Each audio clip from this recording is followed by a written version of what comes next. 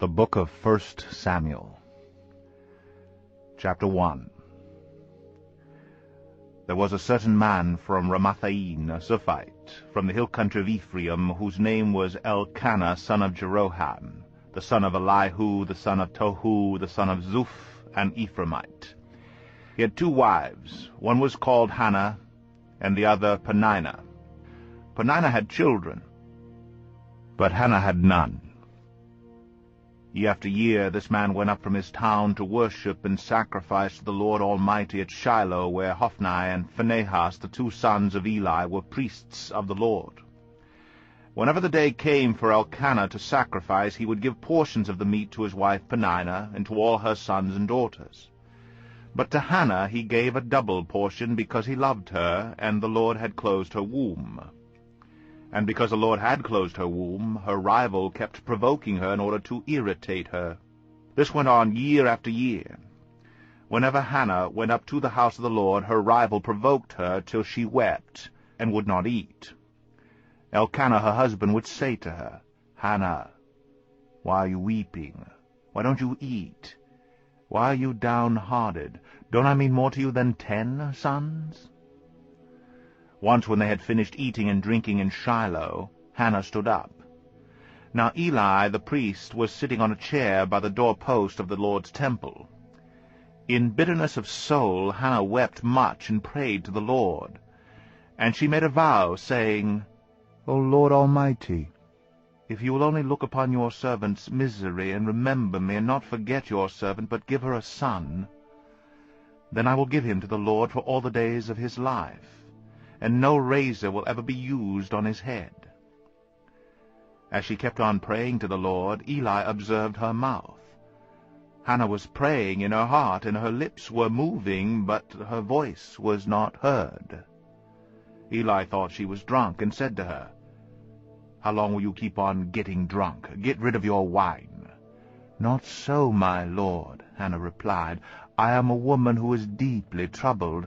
I have not been drinking wine or beer. I was pouring out my soul to the Lord. Do not take your servant for a wicked woman. I have been praying here out of my great anguish and grief."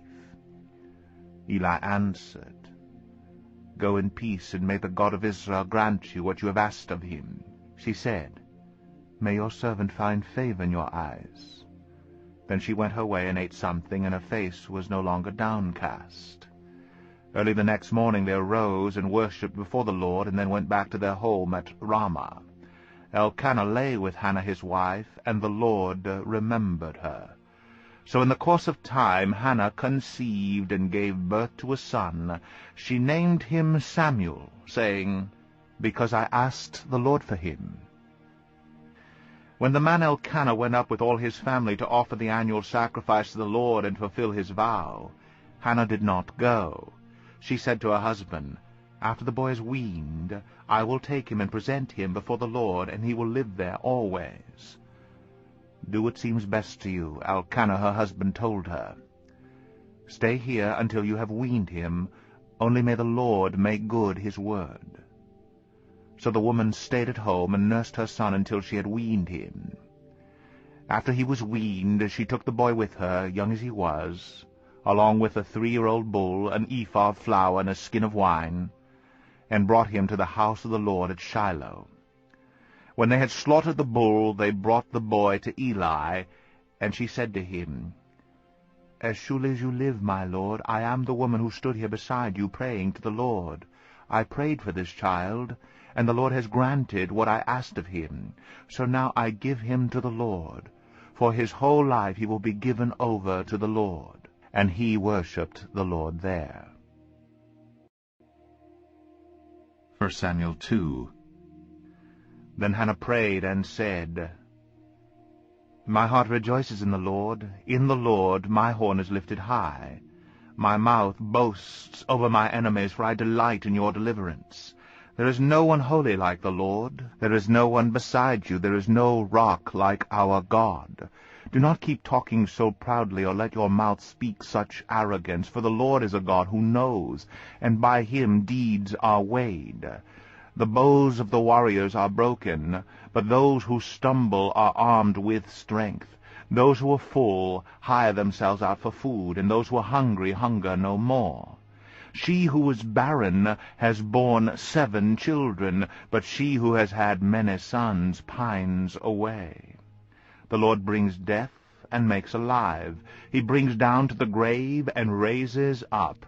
The Lord sends poverty and wealth. He humbles and he exalts. He raises the poor from the dust and lifts the needy from the ash heap. He seats them with princes and has them inherit a throne of honor. For the foundations of the earth are the Lord's. Upon them he has set the world. He will guard the feet of his saints, but the wicked will be silenced in darkness. It is not by strength that one prevails. Those who oppose the Lord will be shattered. He will thunder against them from heaven. The Lord will judge the ends of the earth. He will give strength to his king and exalt the horn of his anointed. Then Elkanah went home to Ramah. But the boy ministered before the Lord under Eli the priest. Eli's sons were wicked men. They had no regard for the Lord. Now it was the practice of the priests with the people that whenever anyone offered a sacrifice, and while the meat was being boiled, the servant of the priest would come with a 3-pronged fork in his hand. He would plunge it into the pan or kettle or cauldron or pot, and the priest would take for himself whatever the fork brought up. This is how they treated all the Israelites who came to Shiloh. But even before the fat was burned, the servant of the priest would come and say to the man who was sacrificing, "Give the priest some meat to roast. He won't accept boiled meat from you, but only raw." If the man said to him, "Let the fat be burned up first, and then take whatever you want," the servant would then answer, "No, hand it over now. If you don't, I'll take it by force." This sin of the young man was very great in the Lord's sight, for they were treating the Lord's offering with contempt. But Samuel was ministering before the Lord, a boy wearing a linen ephod. Each year his mother made him a little robe and took it to him when she went up with her husband to offer the annual sacrifice. Eli would bless Elkanah and his wife, saying, "May the Lord give you children by this woman to take the place of the one she prayed for and gave to the Lord." Then they would go home. And the Lord was gracious to Hannah. She conceived and gave birth to 3 sons and 2 daughters. Meanwhile the boy Samuel grew up in the presence of the Lord. Now Eli, who was very old, heard about everything his sons were doing to all Israel, and how they slept with the women who served at the entrance to the tent of meeting. So he said to them, "Why do you do such things? I hear from all the people about these wicked deeds of yours." "No, my son, it is not a good report that I hear spreading among the Lord's people. If a man sins against another man, God may mediate for him. But if a man sins against the Lord, who will intercede for him?" His sons, however, did not listen to their father's rebuke, for it was the Lord's will to put them to death. And the boy Samuel continued to grow in stature and in favor with the Lord and with men. Now a man of God came to Eli and said to him, "This is what the Lord says. Did I not clearly reveal myself to your father's house when they were in Egypt under Pharaoh? I chose your father out of all the tribes of Israel to be my priest, to go up to my altar, to burn incense, and to wear an ephod in my presence. I also gave your father's house all the offerings made with fire by the Israelites. Why do you scorn my sacrifice and offerings that I prescribed for my dwelling? Why do you honor your sons more than me by fattening yourselves on the choice parts of every offering made by my people Israel? Therefore the Lord God of Israel declares, I promised that your house and your father's house would minister before me forever. But now the Lord declares, Far be it from me. Those who honor me I will honor, but those who despise me will be disdained. The time is coming when I will cut short your strength and the strength of your father's house, so that there will not be an old man in your family line, and you will see distress in my dwelling. Although good will be done to Israel, in your family line there will never be an old man. Every one of you that I do not cut off from my altar will be spared only to blind your eyes with tears and to grieve your heart. And all your descendants will die in the prime of life. And what happens to your 2 sons, Hophni and Phinehas, will be assigned to you. They will both die on the same day. I will raise up for myself a faithful priest, who will do according to what is in my heart and mind. I will firmly establish his house, and he will minister before my anointed one always. Then everyone left in your family line will come and bow down before him for a piece of silver and a crust of bread, and plead, "Appoint me to some priestly office so I can have food to eat." 1 Samuel 3. The boy Samuel ministered before the Lord under Eli. In those days the word of the Lord was rare. There were not many visions. One night Eli, whose eyes were becoming so weak that he could barely see, was lying down in his usual place. The lamp of God had not yet gone out, and Samuel was lying down in the temple of the Lord, where the ark of God was. Then the Lord called Samuel. Samuel answered, "Here I am." And he ran to Eli and said, "Here I am. You called me?" But Eli said, "I did not call you. Go back and lie down." So he went and lay down. Again the Lord called, "Samuel." And Samuel got up and went to Eli and said, "Here I am. You called me." "My son," Eli said, "I did not call. Go back and lie down." Now Samuel did not yet know the Lord. The word of the Lord had not yet been revealed to him. The Lord called Samuel a 3rd time, and Samuel got up and went to Eli and said, "Here I am. You called me." Then Eli realized that the Lord was calling the boy.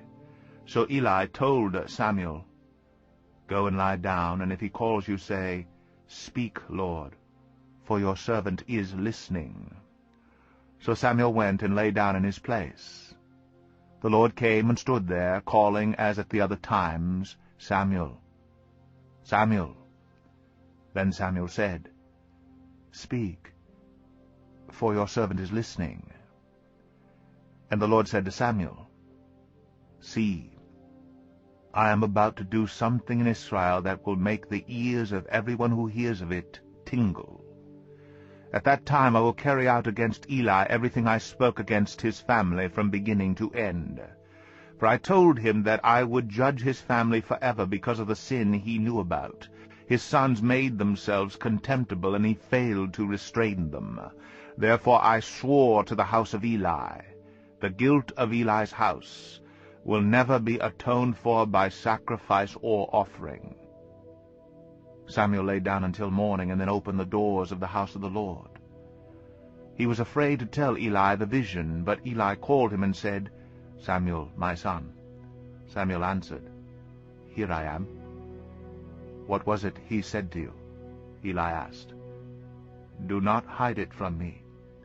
May God deal with you, be it ever so severely, if you hide from me anything he told you." So Samuel told him everything, hiding nothing from him. Then Eli said, "He is the Lord. Let him do what is good in his eyes." The Lord was with Samuel as he grew up, and he let none of his words fall to the ground. And all Israel from Dan to Beersheba recognized that Samuel was attested as a prophet of the Lord. The Lord continued to appear at Shiloh, and there he revealed himself to Samuel through his word. And Samuel's word came to all Israel. 1 Samuel 4. Now the Israelites went out to fight against the Philistines. The Israelites camped at Ebenezer, and the Philistines at Aphek. The Philistines deployed their forces to meet Israel, and as the battle spread, Israel was defeated by the Philistines, who killed about 4,000 of them on the battlefield. When the soldiers returned to camp, the elders of Israel asked, "Why did the Lord bring defeat upon us today before the Philistines? "Let us bring the ark of the Lord's covenant from Shiloh, so that it may go with us and save us from the hand of our enemies." So the people sent men to Shiloh, and they brought back the ark of the covenant of the Lord Almighty, who is enthroned between the cherubim. And Eli's 2 sons, Hophni and Phinehas, were there with the ark of the covenant of God.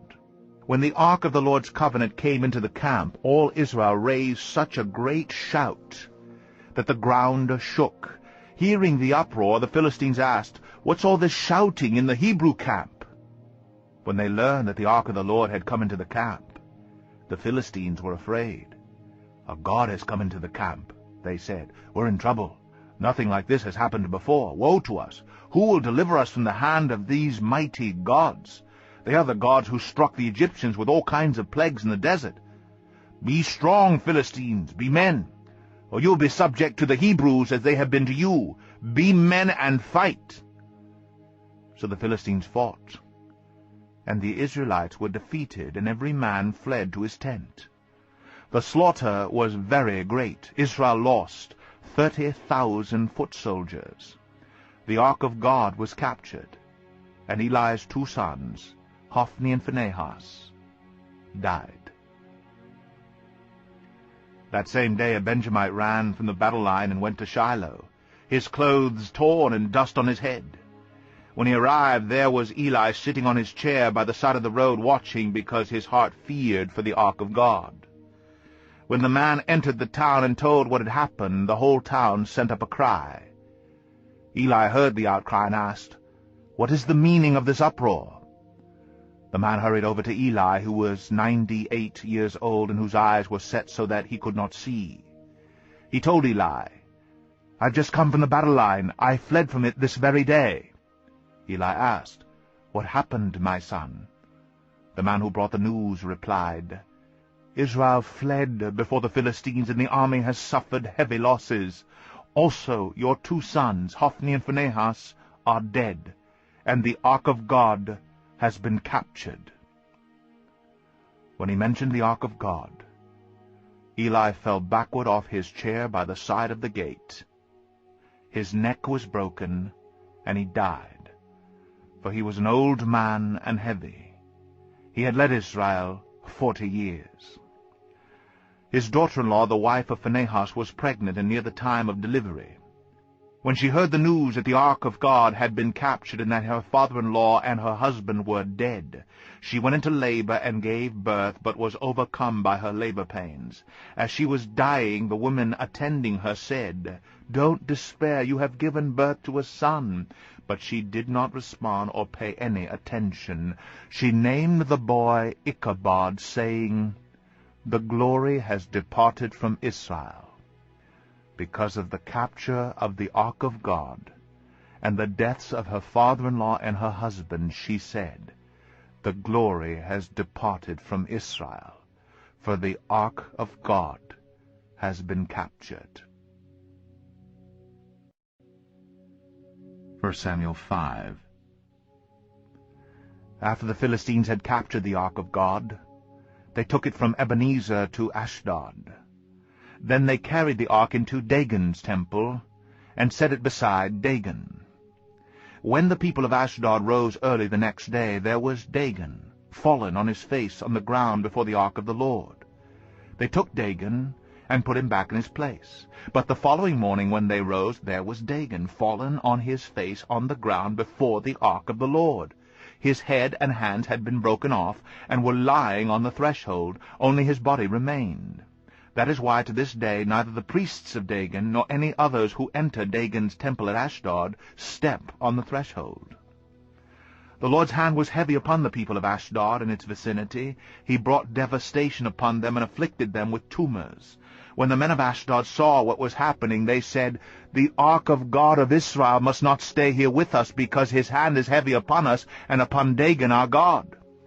So they called together all the rulers of the Philistines and asked them, "What shall we do with the ark of the God of Israel?" They answered, "Have the ark of the God of Israel moved to Gath." So they moved the ark of the God of Israel. But after they had moved it, the Lord's hand was against that city, throwing it into a great panic. He afflicted the people of the city, both young and old, with an outbreak of tumors. So they sent the ark of God to Ekron. As the ark of God was entering Ekron, the people of Ekron cried out, "They have brought the ark of the God of Israel around us to kill us and our people." So they called together all the rulers of the Philistines and said, "Send the ark of the God of Israel away. Let it go back to its own place, or it will kill us and our people." For death had filled the city with panic. God's hand was very heavy upon it. Those who did not die were afflicted with tumors, and the outcry of the city went up to heaven.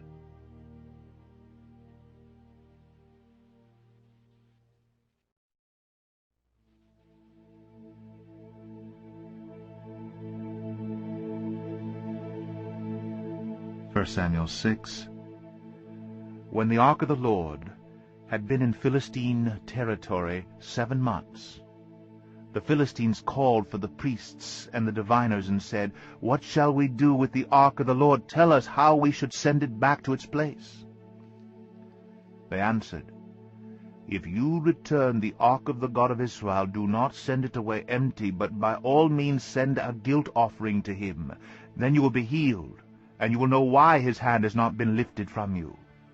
The Philistines asked, "What guilt offering should we send to him?" They replied, 5 gold tumors, and 5 gold rats, according to the number of the Philistine rulers, because the same plague has struck both you and your rulers. Make models of the tumors and of the rats that are destroying the country, and pay honor to Israel's God. Perhaps he will lift his hand from you and your gods in your land. Why do you harden your hearts as the Egyptians and Pharaoh did? When he treated them harshly, did they not send the Israelites out so they could go on their way? Now then, get a new cart ready, with 2 cows that have calved and have never been yoked. Hitch the cows to the cart, but take their calves away and pen them up. Take the ark of the Lord and put it on the cart, and in the chest beside it put the gold objects you are sending back to him as a guilt offering. Send it on its way, but keep watching it. If it goes up to its own territory toward Beth-Shemesh, then the Lord has brought this great disaster on us. But if it does not, then we will know that it was not his hand that struck us, and that it happened to us by chance." So they did this. They took 2 such cows, and hitched them to the cart, and penned up their calves. They placed the ark of the Lord on the cart, and along with it the chest containing the gold rats and the models of the tumors. Then the cows went straight up toward Beth-Shemesh, keeping on the road and lowing all the way. They did not turn to the right or to the left. The rulers of the Philistines followed them as far as the border of Beth-Shemesh. Now the people of Beth-Shemesh were harvesting their wheat in the valley, and when they looked up and saw the ark, they rejoiced at the sight. The cart came to the field of Joshua of Beth-Shemesh, and there it stopped beside a large rock. The people chopped up the wood of the cart and sacrificed the cows as a burnt offering to the Lord. The Levites took down the ark of the Lord, together with the chest containing the gold objects, and placed them on the large rock.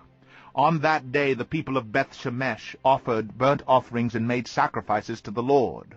The 5 rulers of the Philistines saw this, and then returned that same day to Ekron.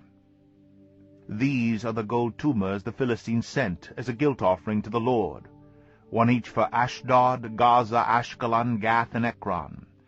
And the number of the gold rats was according to the number of the Philistine towns belonging to the 5 rulers, the fortified towns with their country villages. The large rock on which they set the ark of the Lord is a witness to this day in the field of Joshua of Beth-Shemesh.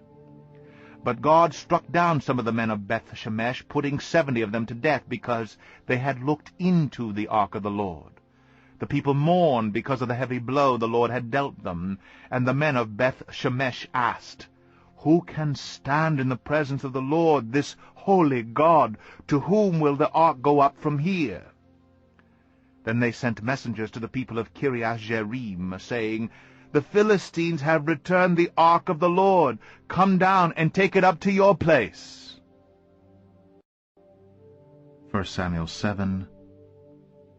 So the men of Kiriath-Jearim came and took up the ark of the Lord. They took it to Aminadab's house on the hill and consecrated Eleazar his son to guard the ark of the Lord. It was a long time, 20 years in all, that the ark remained at Kiriath-Jearim, and all the people of Israel mourned and sought after the Lord.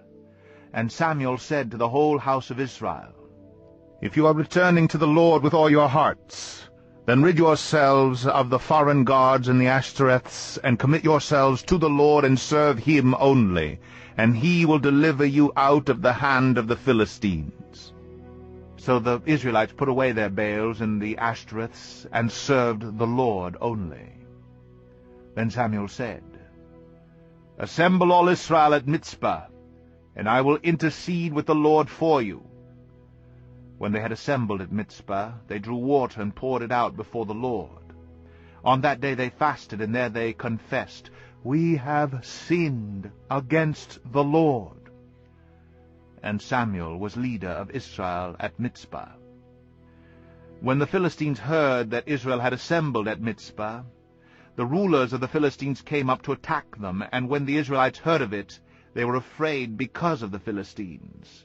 They said to Samuel, "Do not stop crying out to the Lord our God for us, that he may rescue us from the hand of the Philistines." Then Samuel took a suckling lamb, and offered it up as a whole burnt offering to the Lord. He cried out to the Lord on Israel's behalf, and the Lord answered him. While Samuel was sacrificing the burnt offering, the Philistines drew near to engage Israel in battle. But that day the Lord thundered with loud thunder against the Philistines, and threw them into such a panic that they were routed before the Israelites. The men of Israel rushed out of Mizpah and pursued the Philistines, slaughtering them along the way to a point below Bethkar. Then Samuel took a stone and set it up between Mizpah and Shen. He named it Ebenezer, saying, "Thus far has the Lord helped us." So the Philistines were subdued and did not invade Israelite territory again. Throughout Samuel's lifetime the hand of the Lord was against the Philistines. The towns from Ekron to Gath that the Philistines had captured from Israel were restored to her, and Israel delivered the neighboring territory from the power of the Philistines, and there was peace between Israel and the Amorites. Samuel continued as judge over Israel all the days of his life. From year to year he went on a circuit from Bethel to Gilgal to Mizpah, judging Israel in all those places. But he always went back to Ramah, where his home was, and there he also judged Israel, and he built an altar there to the Lord. 1 Samuel 8. When Samuel grew old, he appointed his sons as judges for Israel. The name of his firstborn was Joel, and the name of his second was Abijah, and they served at Beersheba. But his sons did not walk in his ways. They turned aside after dishonest gain, and accepted bribes, and perverted justice. So all the elders of Israel gathered together and came to Samuel at Ramah. They said to him, "You are old, and your sons do not walk in your ways. Now appoint a king to lead us, such as all the other nations have." But when they said, "Give us a king to lead us," this displeased Samuel. So he prayed to the Lord. And the Lord told him, "Listen to all that the people are saying to you. It is not you they have rejected, but they have rejected me as their king, as they have done from the day I brought them up out of Egypt until this day, forsaking me and serving other gods, so they are doing to you. Now listen to them, but warn them solemnly, and let them know what the king who will reign over them will do." Samuel told all the words of the Lord to the people who were asking him for a king. He said, "This is what the king who will reign over you will do. He will take your sons and make them serve with his chariots and horses, and they will run in front of his chariot. Some he will assign to be commanders of thousands and commanders of 50s, and others to plow his ground and reap his harvest, and still others to make weapons of war and equipment for his chariots. He will take your daughters to be perfumers and cooks and bakers. He will take the best of your fields and vineyards and olive groves and give them to his attendants. He will take 1/10 of your grain and of your vintage and give it to his officials and attendants. Your men servants and maid servants and the best of your cattle and donkeys he will take for his own use. He will take 1/10 of your flocks, and you yourself will become his slaves. When that day comes, you will cry out for relief from the king you have chosen, and the Lord will not answer you in that day." But the people refused to listen to Samuel. "No," they said, "we want a king over us. Then we will be like all the other nations, with a king to lead us and to go out before us and fight our battles." When Samuel heard all that the people said, he repeated it before the Lord. The Lord answered, "Listen to them, and give them a king." Then Samuel said to the men of Israel, "Everyone go back to his town." 1 Samuel 9. There was a Benjamite, a man of standing, whose name was Kish, son of Abiel, the son of Zeror, the son of Bechorath, the son of Aphiah of Benjamin. He had a son named Saul, an impressive young man without equal among the Israelites, a head taller than any of the others. Now the donkeys belonging to Saul's father Kish were lost, and Kish said to his son Saul, "Take one of the servants with you and go out and look for the donkeys." So he passed through the hill country of Ephraim and through the area around Shalisha, but they did not find them. They went on into the district of Shalim, but the donkeys were not there. Then he passed through the territory of Benjamin, but they did not find them. When they had reached the district of Zuph, Saul said to the servant who was with him, "Come, let's go back, or my father will stop thinking about the donkeys and start worrying about us." But the servant replied, "Look, in this town there is a man of God. He is highly respected, and everything he says comes true. Let's go there now. Perhaps he will tell us what way to take."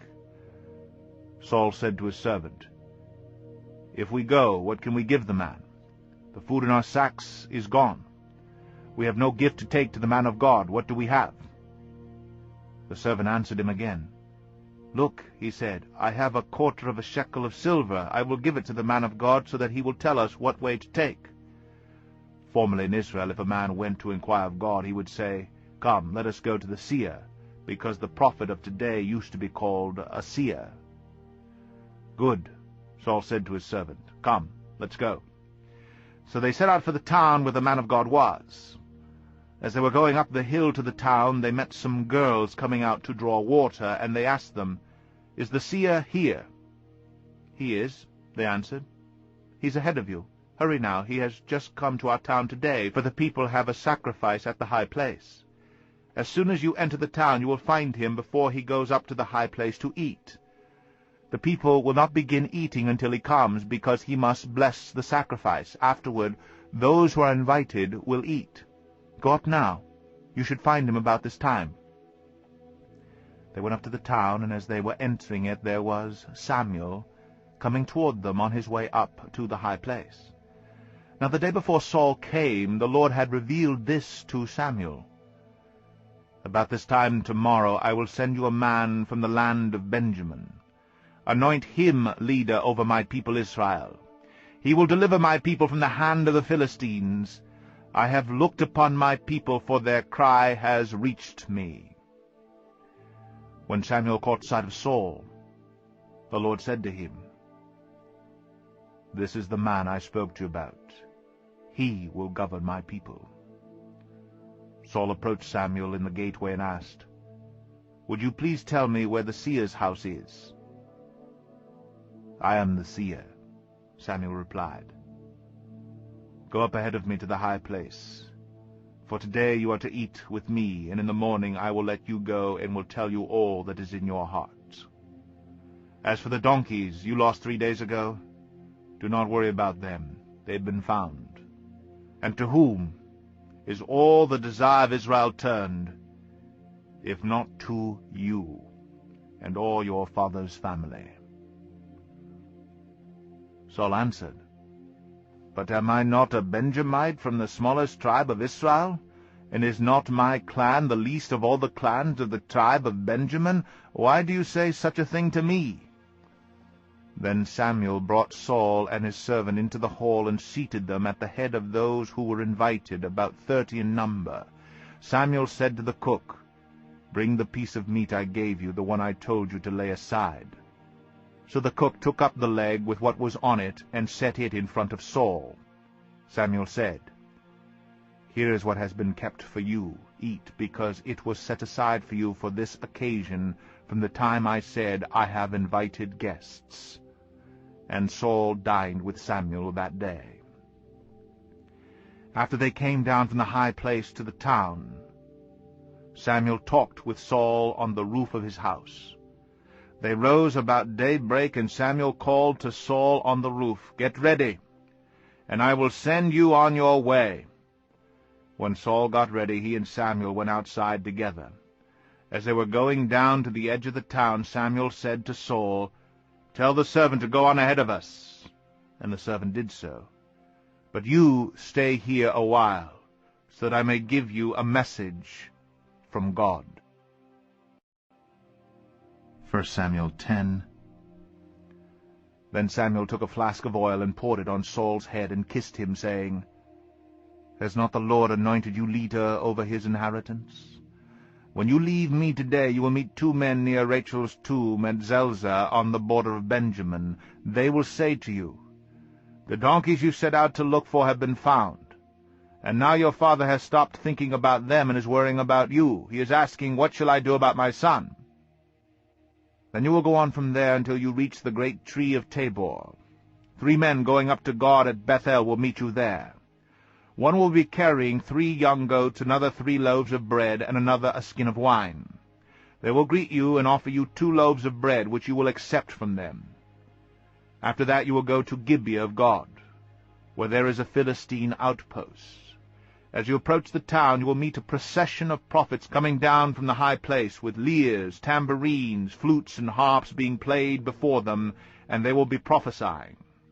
The Spirit of the Lord will come upon you in power, and you will prophesy with them, and you will be changed into a different person. Once these signs are fulfilled, do whatever your hand finds to do, for God is with you.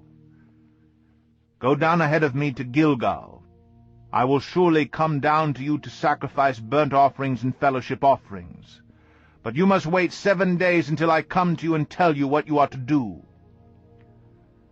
As Saul turned to leave Samuel, God changed Saul's heart. And all these signs were fulfilled that day. When they arrived at Gibeah, a procession of prophets met him. The Spirit of God came upon him in power, and he joined in their prophesying. When all those who had formerly known him saw him prophesying with the prophets, they asked each other, "What is this that has happened to the son of Kish? Is Saul also among the prophets?" A man who lived there answered, "And who is their father?" So it became a saying, "Is Saul also among the prophets?"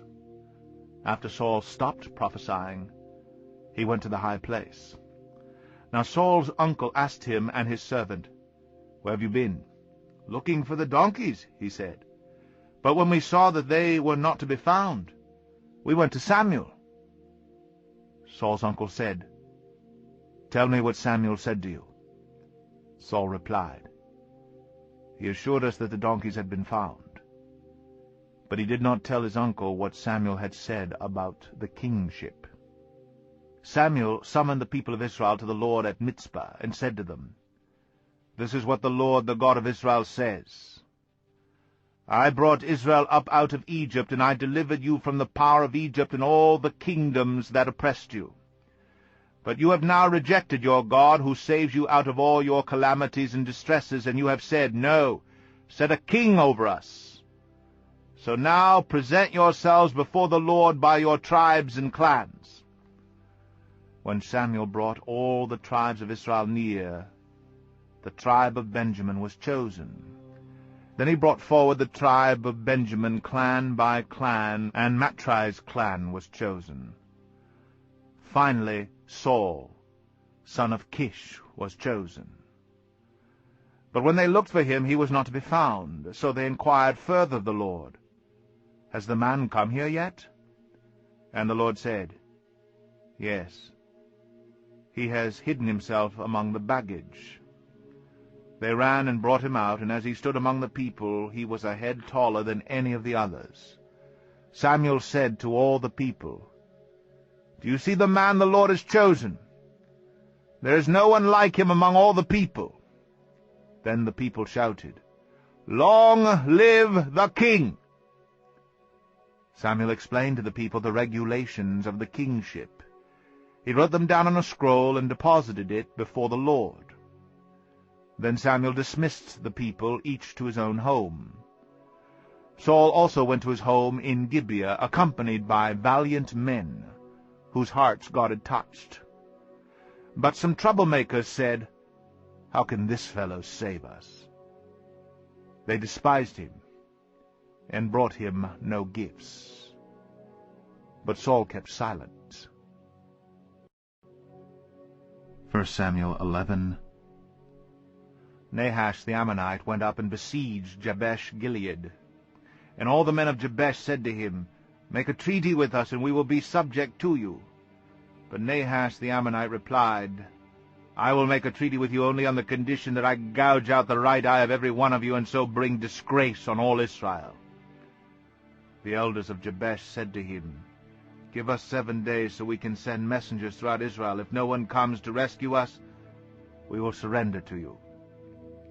When the messengers came to Gibeah of Saul and reported these terms to the people, they all wept aloud.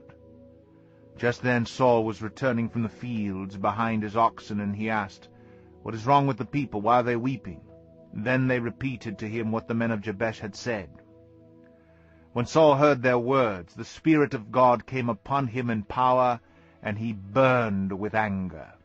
He took a pair of oxen, cut them into pieces, and sent the pieces by messenger throughout Israel, proclaiming, "This is what will be done to the oxen of anyone who does not follow Saul and Samuel." Then the terror of the Lord fell on the people, and they turned out as one man. When Saul mustered them at Bezek, the men of Israel numbered 300,000, and the men of Judah 30,000. They told the messengers who had come, "Say to the men of Jabesh-Gilead, by the time the sun is hot tomorrow you will be delivered." When the messengers went and reported this to the men of Jabesh, they were elated. They said to the Ammonites, "Tomorrow we will surrender to you, and you can do to us whatever seems good to you." The next day Saul separated his men into 3 divisions. During the last watch of the night they broke into the camp of the Ammonites and slaughtered them until the heat of the day. Those who survived were scattered, so that no 2 of them were left together. The people then said to Samuel, "Who was it that asked, 'Shall Saul reign over us?' Bring these men to us, and we will put them to death." But Saul said, "No one shall be put to death today, for this day the Lord has rescued Israel." Then Samuel said to the people, "Come, let us go up to Gilgal, and there reaffirm the kingship." So all the people went to Gilgal and confirmed Saul as king in the presence of the Lord. There they sacrificed fellowship offerings before the Lord, and Saul and all the Israelites held a great celebration. 1 Samuel 12. Samuel said to all Israel, "I have listened to everything you said to me, and have set a king over you. Now you have a king as your leader. As for me, I am old and gray, and my sons are here with you. I have been your leader from my youth until this day. Here I stand. Testify against me in the presence of the Lord and his anointed. Whose ox have I taken? Whose donkey have I taken? Whom have I cheated? Whom have I oppressed? From whose hand have I accepted a bribe to make me shut my eyes? If I have done any of these, I will make it right." "You have not cheated or repressed us," they replied. "You have not taken anything from anyone's hand." Samuel said to them, "The Lord is witness against you, and also his anointed is witness this day, that you have not found anything in my hand." "He is witness," they said. Then Samuel said to the people, It is the Lord who appointed Moses and Aaron and brought your forefathers up out of Egypt. Now then, stand here, because I am going to confront you with evidence before the Lord as to all the righteous acts performed by the Lord for you and your fathers. After Jacob entered Egypt, they cried to the Lord for help, and the Lord sent Moses and Aaron, who brought your forefathers out of Egypt and settled them in this place. But they forgot the Lord their God, so he sold them into the hand of Sisera, the commander of the army of Hazor, and into the hands of the Philistines and the king of Moab, who fought against them. They cried out to the Lord and said, We have sinned, we have forsaken the Lord, and served the Baals and the Ashtoreths. But now deliver us from the hands of our enemies, and we will serve you. Then the Lord sent Jerubbaal, Barak, Jephthah, and Samuel. And he delivered you from the hands of your enemies on every side, so that you lived securely. But when you saw that Nahash, king of the Ammonites, was moving against you, you said to me, No, we want a king to rule over us, even though the Lord your God was your king. Now here is the king you have chosen, the one you asked for. See, the Lord has set a king over you. If you fear the Lord and serve and obey him and do not rebel against his commands, and if both you and the king who reigns over you follow the Lord your God, good. But if you do not obey the Lord, and if you rebel against his commands, his hand will be against you, as it was against your fathers. Now then, stand still and see this great thing the Lord is about to do before your eyes. Is it not wheat harvest now? I will call upon the Lord to send thunder and rain, and you will realize what an evil thing you did in the eyes of the Lord when you asked for a king. Then Samuel called upon the Lord, and that same day the Lord sent thunder and rain. So all the people stood in awe of the Lord and of Samuel. The people all said to Samuel, Pray to the Lord your God for your servants, so that we will not die, for we have added to all our other sins the evil of asking for a king. Do not be afraid, Samuel replied. You have done all this evil. Yet do not turn away from the Lord, but serve the Lord with all your heart. Do not turn away after useless idols. They can do you no good, nor can they rescue you, because they are useless. For the sake of his great name, the Lord will not reject his people, because the Lord was pleased to make you his own. As for me, far be it from me that I should sin against the Lord by failing to pray for you. And I will teach you the way that is good and right. But be sure to fear the Lord and serve him faithfully with all your heart. Consider what great things he has done for you. Yet, if you persist in doing evil, both you and your king will be swept away. 1 Samuel 13. Saul was 30 years old when he became king, and he reigned over Israel 42 years. Saul chose 3,000 men from Israel. 2,000 were with him at Michmash and in the hill country of Bethel, and 1,000 were with Jonathan at Gibeah and Benjamin. The rest of the men he sent back to their homes. Jonathan attacked the Philistine outpost at Geba, and the Philistines heard about it. Then Saul had the trumpet blown throughout the land and said, Let the Hebrews hear. So all Israel heard the news. Saul has attacked the Philistine outpost, and now Israel has become a stench to the Philistines.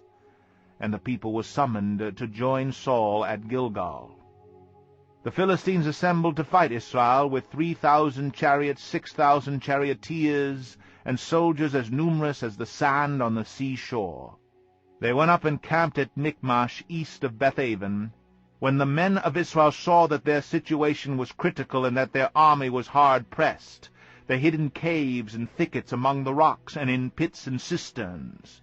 Some Hebrews even crossed the Jordan to the land of Gad and Gilead. Saul remained at Gilgal, and all the troops with him were quaking with fear. He waited 7 days, the time set by Samuel, but Samuel did not come to Gilgal, and Saul's men began to scatter. So he said, Bring me the burnt offering and the fellowship offerings. And Saul offered up the burnt offering.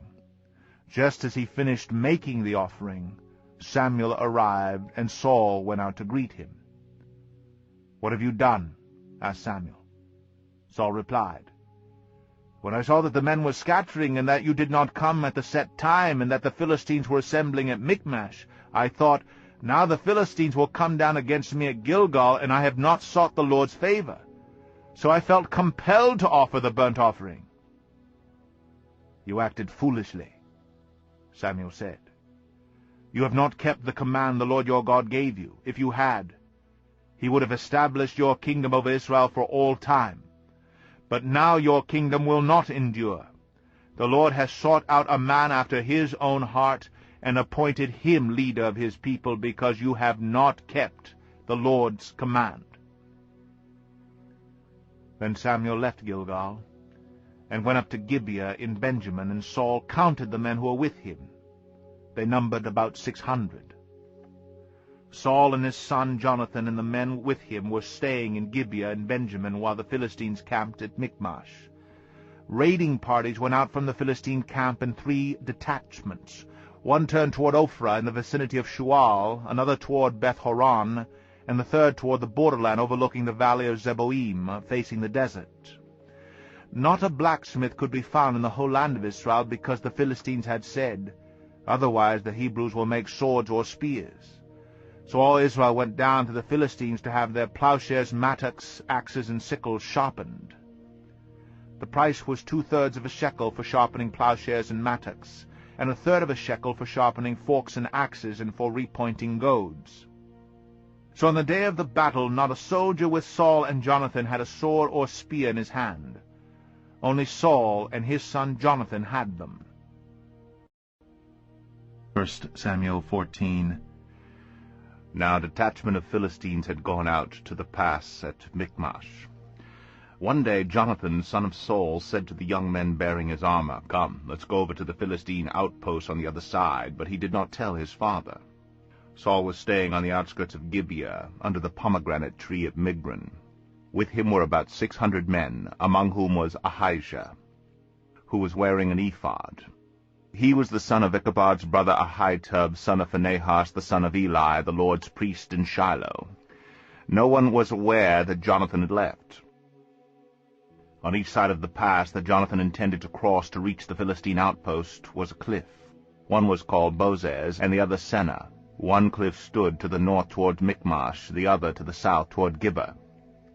Jonathan said to his young armor-bearer, "Come, let's go over to the outpost of those uncircumcised fellows. Perhaps the Lord will act in our behalf. Nothing can hinder the Lord from saving, whether by many or by few." "Do all that you have in mind," his armor-bearer said. "Go ahead. I am with you, heart and soul." Jonathan said, "Come then. We will cross over toward the men and let them see us. If they say to us, 'Wait there until we come to you,' we will stay where we are and not go up to them. But if they say, 'Come up to us,' we will climb up, because that will be our sign that the Lord has given them into our hands." So both of them showed themselves to the Philistine outpost. "Look," said the Philistines, "the Hebrews are crawling out of the holes they were hiding in." The men of the outpost shouted to Jonathan and his armor-bearer, "Come up to us and we'll teach you a lesson." So Jonathan said to his armor-bearer, "Climb up after me. The Lord has given them into the hand of Israel." Jonathan climbed up, used his hands and feet, with his armor-bearer right behind him. The Philistines fell before Jonathan, and his armor-bearer followed and killed behind him. In that first attack, Jonathan and his armor-bearer killed some 20 men in an area of about half an acre. Then panic struck the whole army. Those in the camp and field, and those in the outpost and raiding parties, and the ground shook. It was a panic sent by God. Saul's lookouts at Gibeah in Benjamin saw the army melting away in all directions. Then Saul said to the men who were with him, "Muster the forces and see who has left us." When they did, it was Jonathan and his armor-bearer who were not there. Saul said to Ahijah, "Bring the ark of God." At that time it was with the Israelites. While Saul was talking to the priests, the tumult in the Philistine camp increased more and more. So Saul said to the priest, "Withdraw your hand." Then Saul and all his men assembled and went to the battle. They found the Philistines in total confusion, striking each other with their swords. Those Hebrews who had previously been with the Philistines and had gone up with them to their camp went over to the Israelites who were with Saul and Jonathan. When all the Israelites who had hidden in the hill country of Ephraim heard that the Philistines were on the run, they joined the battle in hot pursuit. So the Lord rescued Israel that day, and the battle moved on beyond Bethaven. Now the men of Israel were in distress that day, because Saul had bound the people under an oath, saying, "Cursed be any man who eats food before evening comes, before I have avenged myself on my enemies." So none of the troops tasted food. The entire army entered the woods, and there was honey on the ground. When they went into the woods, they saw the honey oozing out, yet no one put his hand to his mouth, because they feared the oath. But Jonathan had not heard that his father had bound the people with the oath, so he reached out the end of the staff that was in his hand and dipped it into the honeycomb. He raised his hand to his mouth, and his eyes brightened. Then one of the soldiers told him, "Your father bound the army under a strict oath, saying, 'Cursed be any man who eats food today.' That is why the men are faint." Jonathan said, "My father has made trouble for the country.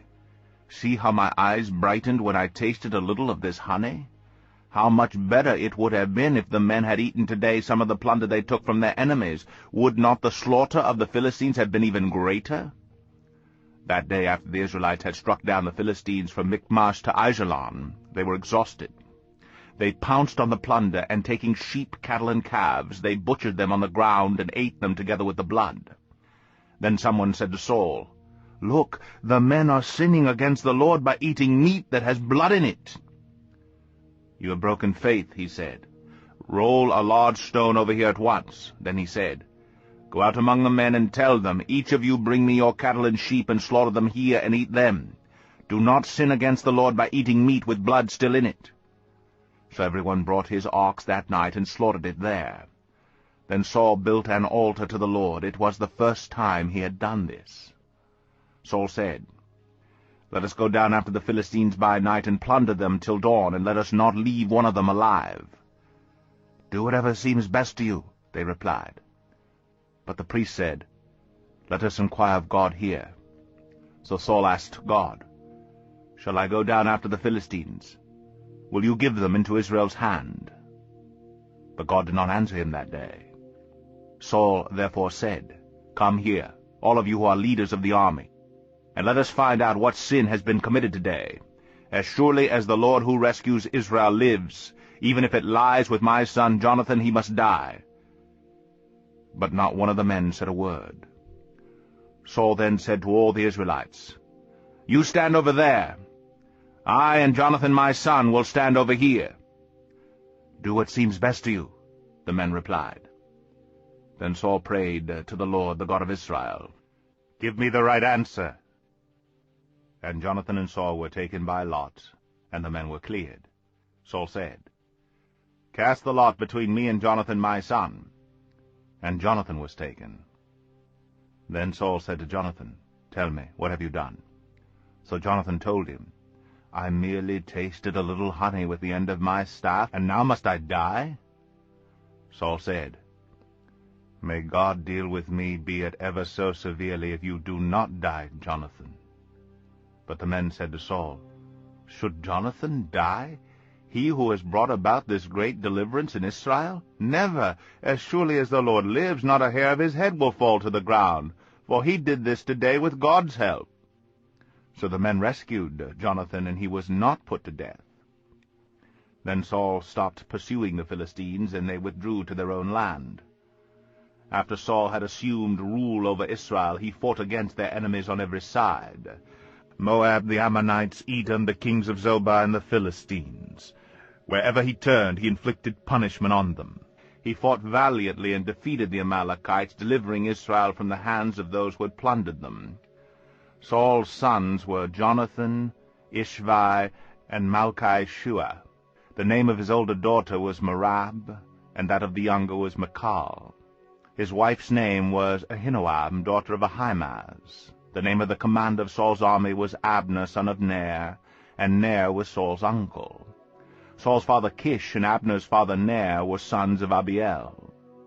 All the days of Saul there was bitter war with the Philistines, and whenever Saul saw a mighty or brave man, he took him into his service. 1 Samuel 15. Samuel said to Saul, I am the one the Lord sent to anoint you king over his people Israel. So listen now to the message from the Lord. This is what the Lord Almighty says. I will punish the Amalekites for what they did to Israel when they waylaid them as they came up from Egypt.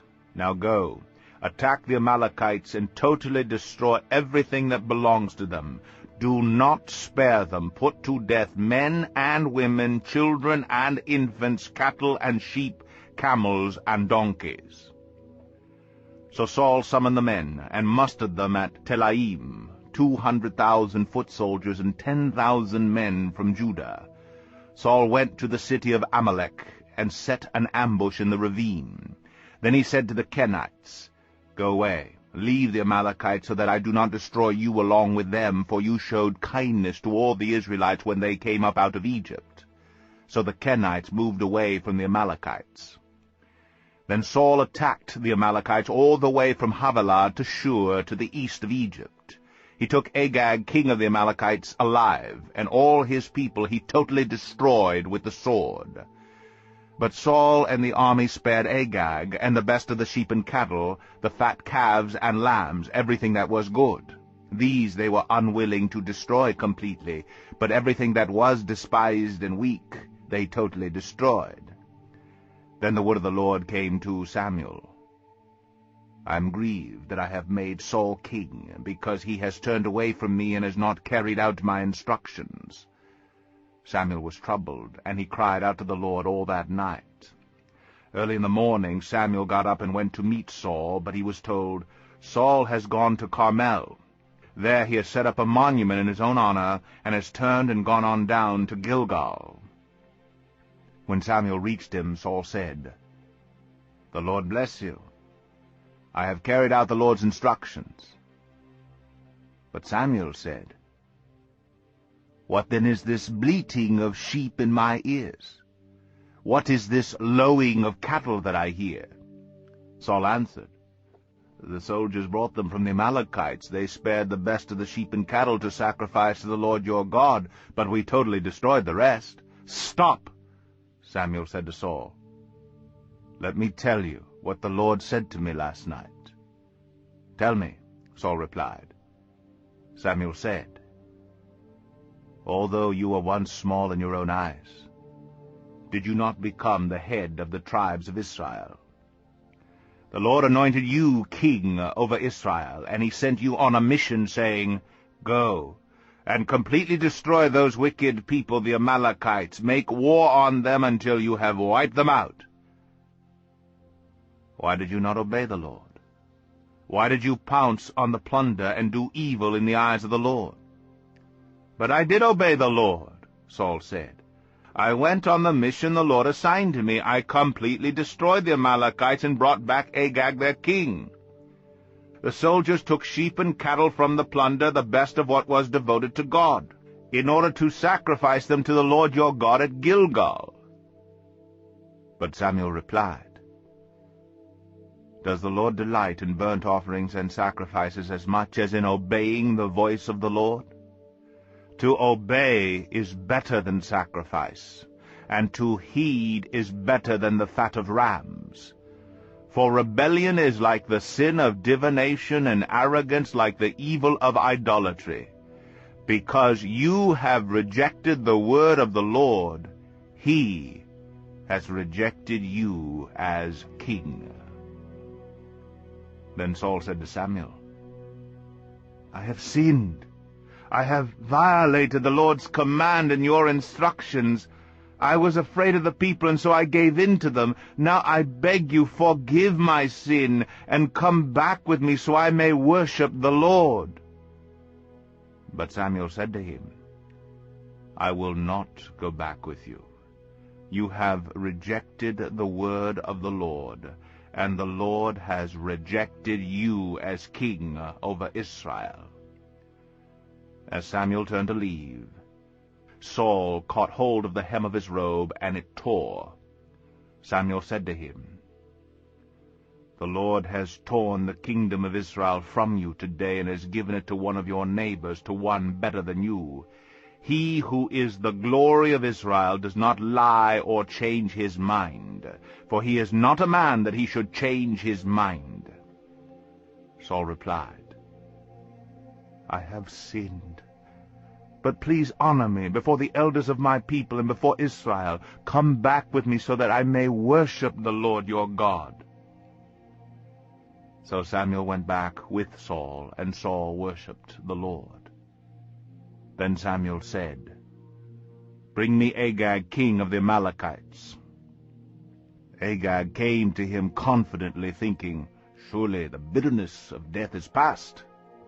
But Samuel said, "As your sword has made women childless, so will your mother be childless among women."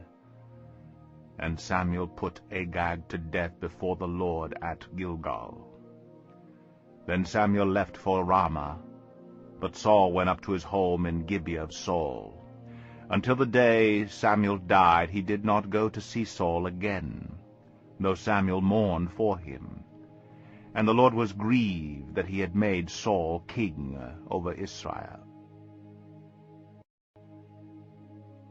1 Samuel 16. The Lord said to Samuel, "How long will you mourn for Saul, since I have rejected him as king over Israel? Fill your horn with oil and be on your way. I am sending you to Jesse of Bethlehem. I have chosen one of his sons to be king." But Samuel said, "How can I go? Saul will hear about it and kill me." The Lord said, "Take a heifer with you and say, 'I have come to sacrifice to the Lord.' Invite Jesse to the sacrifice, and I will show you what to do. You are to anoint for me the one I indicate." Samuel did what the Lord said. When he arrived at Bethlehem, the elders of the town trembled when they met him. They asked, "Do you come in peace?" Samuel replied, "Yes, in peace. I have come to sacrifice to the Lord. Consecrate yourselves and come to the sacrifice with me." Then he consecrated Jesse and his sons, and invited them to the sacrifice. When they arrived, Samuel saw Eliab and thought, "Surely the Lord's anointed stands here before the Lord." But the Lord said to Samuel, "Do not consider his appearance or his height, for I have rejected him. The Lord does not look at the things man looks at. Man looks at the outward appearance, but the Lord looks at the heart." Then Jesse called Abinadab and had him pass in front of Samuel. But Samuel said, "The Lord has not chosen this one either." Jesse then had Shammah pass by, but Samuel said, "Nor has the Lord chosen this one." Jesse had 7 of his sons pass before Samuel, but Samuel said to him, "The Lord has not chosen these." So he asked Jesse, "Are these all the sons you have?" "There is still the youngest," Jesse answered, "but he is tending the sheep." Samuel said, "Send for him. We will not sit down until he arrives." So he sent and had him brought in. He was ruddy, with a fine appearance and handsome features. Then the Lord said, "Rise, and anoint him. He is the one." So Samuel took the horn of oil and anointed him in the presence of his brothers, and from that day on the Spirit of the Lord came upon David in power. Samuel then went to Ramah. Now the Spirit of the Lord had departed from Saul, and an evil spirit from the Lord tormented him. Saul's attendant said to him, "See, an evil spirit from God is tormenting you. Let our Lord command his servant here to search for someone who can play the harp. He will play when the evil spirit from God comes upon you, and you will feel better." So Saul said to his attendants, "Find someone who plays well and bring him to me." One of the servants answered, I have seen a son of Jesse of Bethlehem who knows how to play the harp. He is a brave man and a warrior. He speaks well and is a fine-looking man, and the Lord is with him." Then Saul sent messengers to Jesse and said, "Send me your son David, who is with the sheep." So Jesse took a donkey loaded with bread, a skin of wine, and a young goat, and sent them with his son David to Saul. David came to Saul and entered his service. Saul liked him very much, and David became one of his armor-bearers. Then Saul sent word to Jesse, saying, "Allow David to remain in my service, for I am pleased with him." Whenever the Spirit from God came upon Saul, David would take his harp and play. Then relief would come to Saul. He would feel better, and the evil spirit would leave him. 1 Samuel 17. Now the Philistines gathered their forces for war, and assembled at Socoh in Judah. They pitched camp at Ephes-Dammim, between Socoh and Azekah.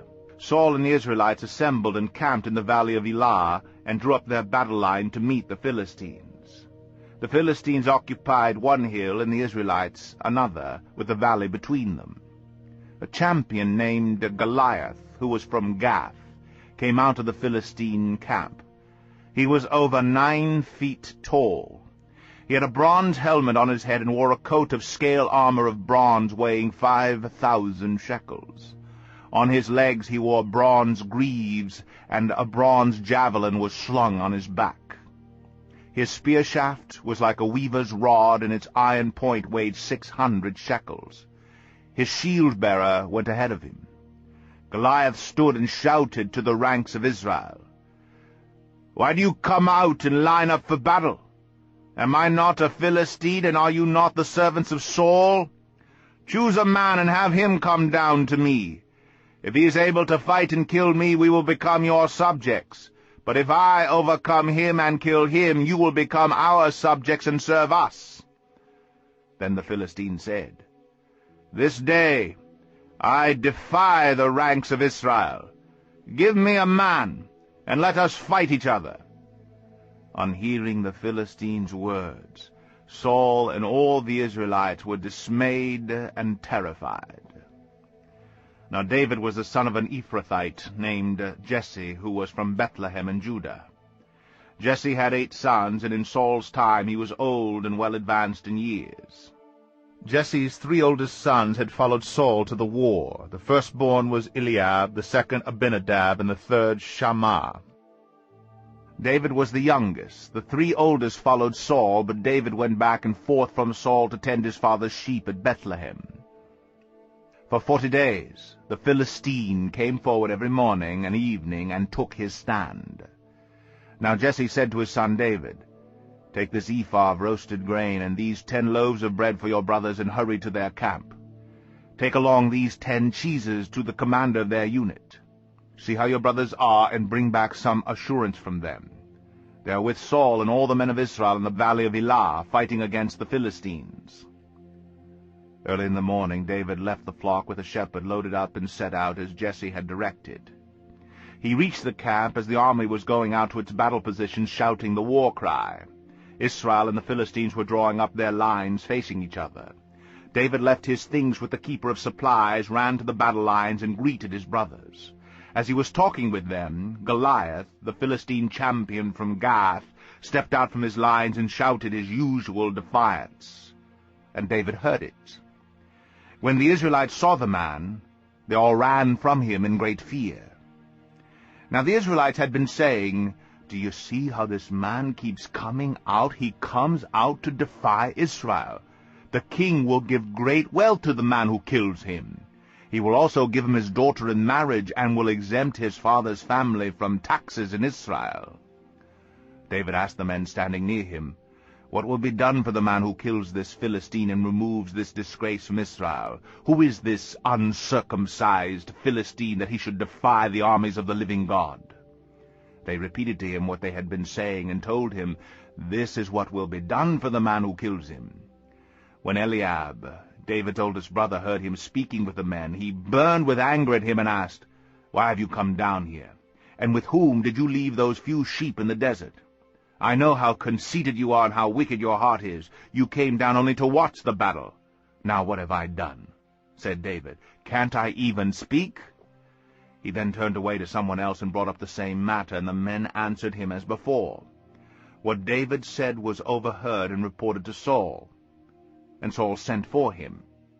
David said to Saul, "Let no one lose heart on account of this Philistine. Your servant will go and fight him." Saul replied, "You're not able to go out against this Philistine and fight him. You're only a boy, and he's been fighting man from his youth." But David said to Saul, "Your servant has been keeping his father's sheep. When a lion or bear came and carried off a sheep from the flock, I went after it, struck it, and rescued the sheep from its mouth. When it turned on me, I seized it by its hair, struck it, and killed it. Your servant has killed both the lion and the bear. This uncircumcised Philistine will be like one of them, because he has defied the armies of the living God. The Lord who delivered me from the paw of the lion and the paw of the bear will deliver me from the hand of this Philistine." Saul said to David, "Go, and the Lord be with you." Then Saul dressed David in his own tunic. He put a coat of armor on him and a bronze helmet on his head. David fastened on his sword over the tunic and tried walking around, because he was not used to them. "I cannot go in these," he said to Saul, "because I am not used to them." So he took them off. Then he took his staff in his hand, chose 5 smooth stones from the stream, put them in the pouch of his shepherd's bag, and with his sling in his hand approached the Philistine. Meanwhile the Philistine, with his shield-bearer in front of him, kept coming closer to David. He looked David over and saw that he was only a boy, ruddy and handsome, and he despised him. He said to David, "Am I a dog that you come to me with sticks?" And the Philistine cursed David by his gods. "Come here," he said, "and I'll give your flesh to the birds of the air and the beasts of the field." David said to the Philistine, "You come against me with the sword and spear and javelin. But I come against you in the name of the Lord Almighty, the God of the armies of Israel, whom you have defied. This day the Lord will hand you over to me, and I will strike you down and cut off your head. Today I will give the carcasses of the Philistine army to the birds of the air and the beasts of the earth, and the whole world will know that there is a God in Israel.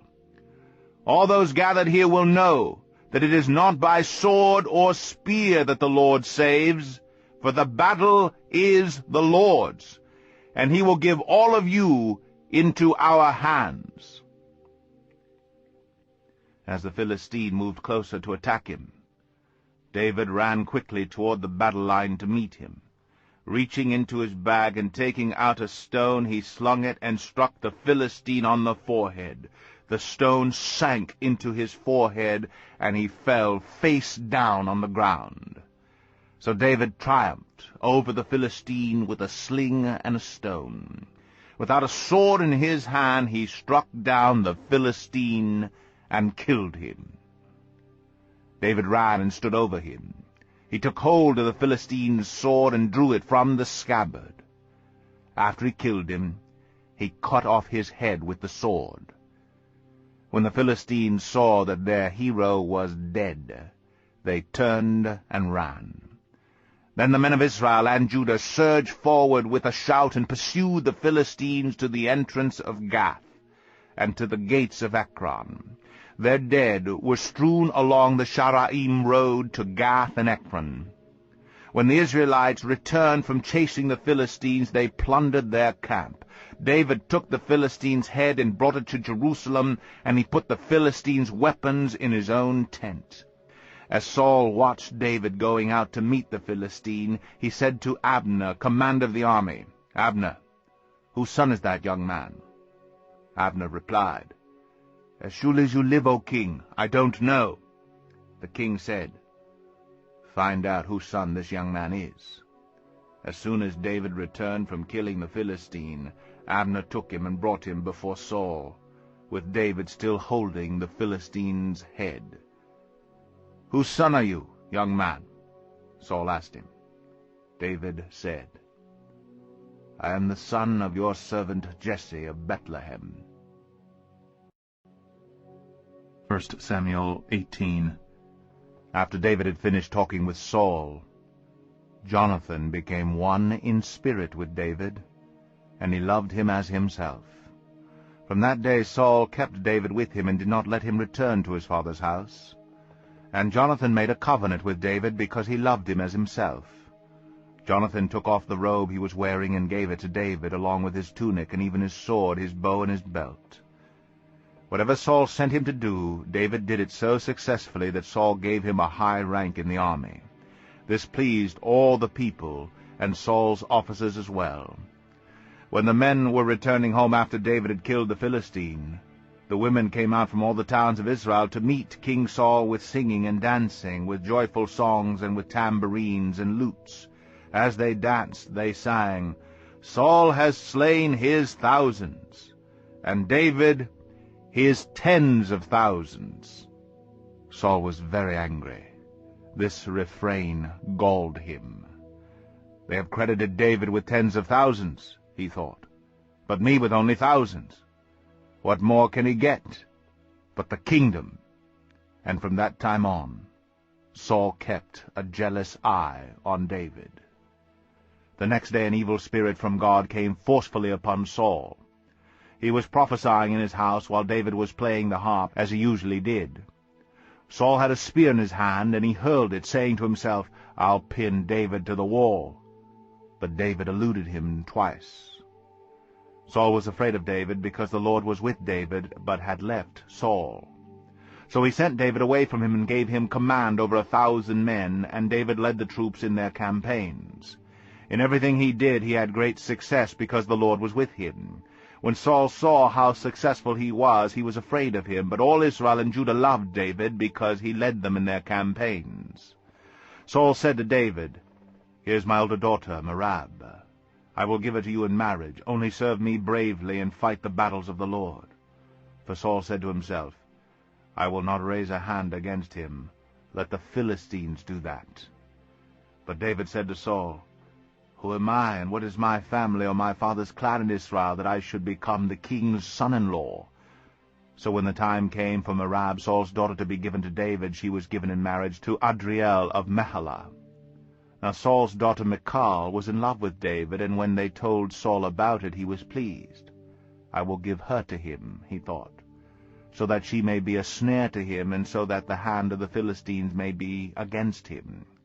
So Saul said to David, "Now you have a second opportunity to become my son-in-law." Then Saul ordered his attendants, "Speak to David privately and say, 'Look, the king is pleased with you, and his attendants all like you. Now, become his son-in-law.'" They repeated these words to David, but David said, "Do you think it is a small matter to become the king's son-in-law? I am only a poor man and little known." When Saul's servants told him what David had said, Saul replied, "Say to David, 'The king wants no other price for the bride than 100 Philistine foreskins to take revenge on his enemies.'" Saul's plan was to have David fall by the hands of the Philistines. When the attendants told David these things, he was pleased to become the king's son-in-law. So before the allotted time elapsed, David and his men went out and killed 200 Philistines. He brought their foreskins and presented the full number to the king so that he might become the king's son-in-law. Then Saul gave him his daughter Michal in marriage. When Saul realized that the Lord was with David and that his daughter Michal loved David, Saul became still more afraid of him, and he remained his enemy the rest of his days. The Philistine commanders continued to go out to battle, and as often as they did, David met with more success than the rest of Saul's officers, and his name became well known. 1 Samuel 19. Saul told his son Jonathan and all the attendants to kill David. But Jonathan was very fond of David and warned him, "My father Saul is looking for a chance to kill you. Be on your guard tomorrow morning. Go into hiding and stay there. I will go out and stand with my father in the field where you are. I will speak to him about you and will tell you what I find out." Jonathan spoke well of David to Saul his father and said to him, Let not the king do wrong to his servant David. He has not wronged you, and what he has done has benefited you greatly. He took his life in his hands when he killed the Philistine. The Lord won a great victory for all Israel, and you saw it and were glad. Why then would you do wrong to an innocent man like David by killing him for no reason?" Saul listened to Jonathan and took this oath: "As surely as the Lord lives, David will not be put to death." So Jonathan called David and told him the whole conversation. He brought him to Saul, and David was with Saul as before. Once more war broke out, and David went out and fought the Philistines. He struck them with such force that they fled before him. But an evil spirit from the Lord came upon Saul as he was sitting in his house with his spear in his hand. While David was playing the harp, Saul tried to pin him to the wall with his spear, but David eluded him as Saul drove the spear into the wall. That night David made good his escape. Saul sent men to David's house to watch it and to kill him in the morning. But Michal, David's wife, warned him, "If you don't run for your life tonight, tomorrow you will be killed." So Michal let David down through a window, and he fled and escaped. Then Michal took an idol and laid it on the bed, covering it with a garment and putting some goat's hair at the head. When Saul sent the men to capture David, Michal said, "He is ill." Then Saul sent the men back to see David, and told them, "Bring him up to me in his bed, so that I may kill him." But when the men entered, there was the idol in the bed, and at the head was some goat's hair. Saul said to Michal, "Why did you deceive me like this, and send my enemy away so that he escaped?" Michal told him, "He said to me, 'Let me get away. Why should I kill you?'" When David had fled and made his escape, he went to Samuel at Ramah and told him all that Saul had done to him. Then he and Samuel went to Naioth and stayed there. Word came to Saul, "David is in Naioth at Ramah." So he sent men to capture him. But when they saw a group of prophets prophesying, with Samuel standing there as their leader, the Spirit of God came upon Saul's men, and they also prophesied. Saul was told about it, and he sent more men, and they prophesied too. Saul sent men a third time, and they also prophesied. Finally he himself left for Ramah, and went to the great cistern at Seku. And he asked, "Where are Samuel and David?" "Over in Naioth at Ramah," they said. So Saul went to Naioth at Ramah. But the Spirit of God came even upon him, and he walked along prophesying, until he came to Naioth. He stripped off his robes, and also prophesied in Samuel's presence. He lay that way all that day and night. This is why people say, "Is Saul also among the prophets?" 1 Samuel 20. Then David fled from Naioth at Ramah, and went to Jonathan and asked, "What have I done? What is my crime? How have I wronged your father that he is trying to take my life?" "Never," Jonathan replied. "You are not going to die. Look, my father doesn't do anything great or small without confiding in me. Why would he hide this from me? It's not so."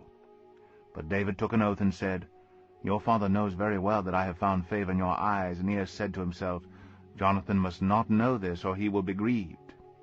Yet as surely as the Lord lives, and as you live, there is only a step between me and death." Jonathan said to David, "Whatever you want me to do, I'll do for you." So David said, "Look, tomorrow is the new moon festival, and I am supposed to dine with the king. But let me go and hide in the field until the evening of the day after tomorrow.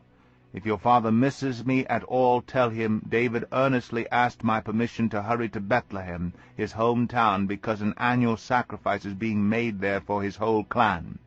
If he says, 'Very well,' then your servant is safe. But if he loses his temper, you can be sure that he is determined to harm me.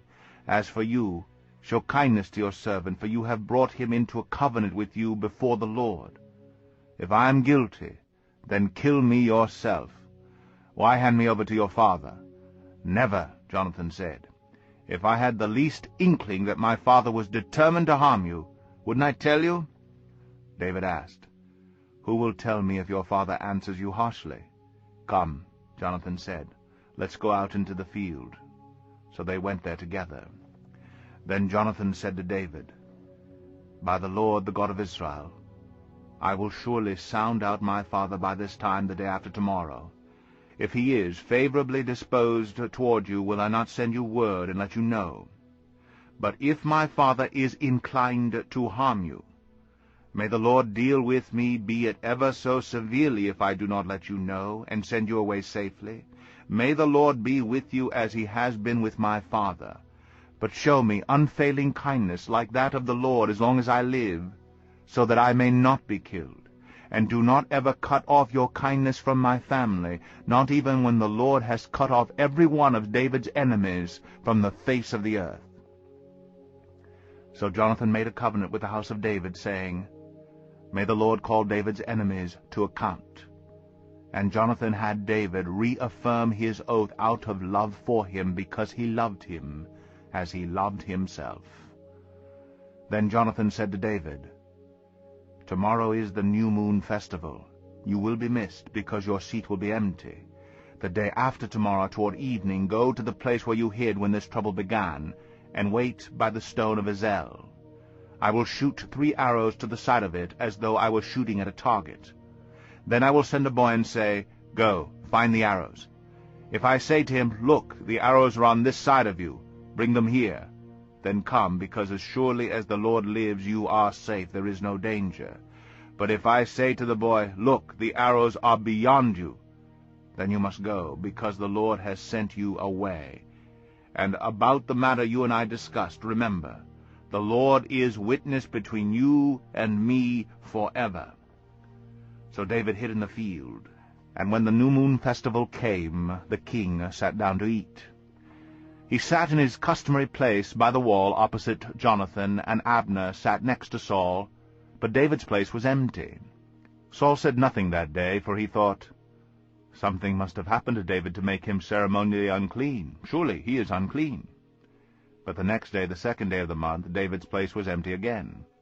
Then Saul said to his son Jonathan, Why hasn't the son of Jesse come to the meal, either yesterday or today?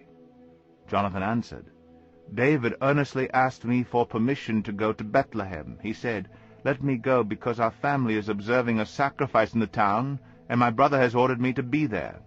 If I have found favor in your eyes, let me get away to see my brothers. That is why he has not come to the king's table. Saul's anger flared up at Jonathan, and he said to him, You son of a perverse and rebellious woman! Don't I know that you have sided with the son of Jesse to your own shame and to the shame of the mother who bore you? As long as the son of Jesse lives on this earth, neither you nor your kingdom will be established. Now send and bring him to me, for he must die. Why should he be put to death? What has he done? Jonathan asked his father. But Saul hurled his spear at him to kill him. Then Jonathan knew that his father intended to kill David. Jonathan got up from the table in fierce anger. On that 2nd day of the month he did not eat, because he was grieved at his father's shameful treatment of David. In the morning Jonathan went out to the field for his meeting with David. He had a small boy with him, and he said to the boy, Run and find the arrows I shoot. As the boy ran, he shot an arrow beyond him. When the boy came to the place where Jonathan's arrow had fallen, Jonathan called after him, Isn't the arrow beyond you? Then he shouted, Hurry, go quickly, don't stop. The boy picked up the arrow and returned to his master. The boy knew nothing of all this, only Jonathan and David knew. Then Jonathan gave his weapons to the boy and said, Go, carry them back to town. After the boy had gone, David got up from the south side of the stone and bowed down before Jonathan 3 times, with his face to the ground. Then they kissed each other and wept together, but David wept the most. Jonathan said to David, Go in peace, for we have sworn friendship with each other in the name of the Lord, saying, The Lord is witness between you and me, and between your descendants and my descendants forever. Then David left, and Jonathan went back to the town.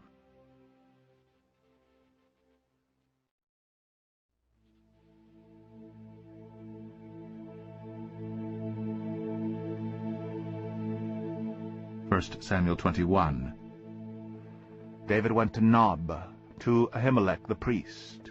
Ahimelech trembled when he met him and asked, "Why are you alone? Why is no one with you?" David answered Ahimelech the priest, "The king charged me with a certain matter and said to me, 'No one is to know anything about your mission and your instructions. As for my men, I have told them to meet me at a certain place. Now then, what do you have on hand? Give me 5 loaves of bread, or whatever you can find.' But the priest answered David, 'I don't have any ordinary bread on hand. However, there is some consecrated bread here, provided the men have kept themselves from women.' David replied, 'Indeed, women have been kept from us, as usual, whenever I set out. The men's things are holy even on missions that are not holy. How much more so today?'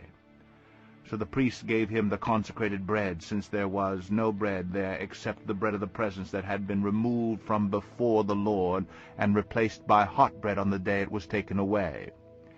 Now one of Saul's servants was there that day, detained before the Lord.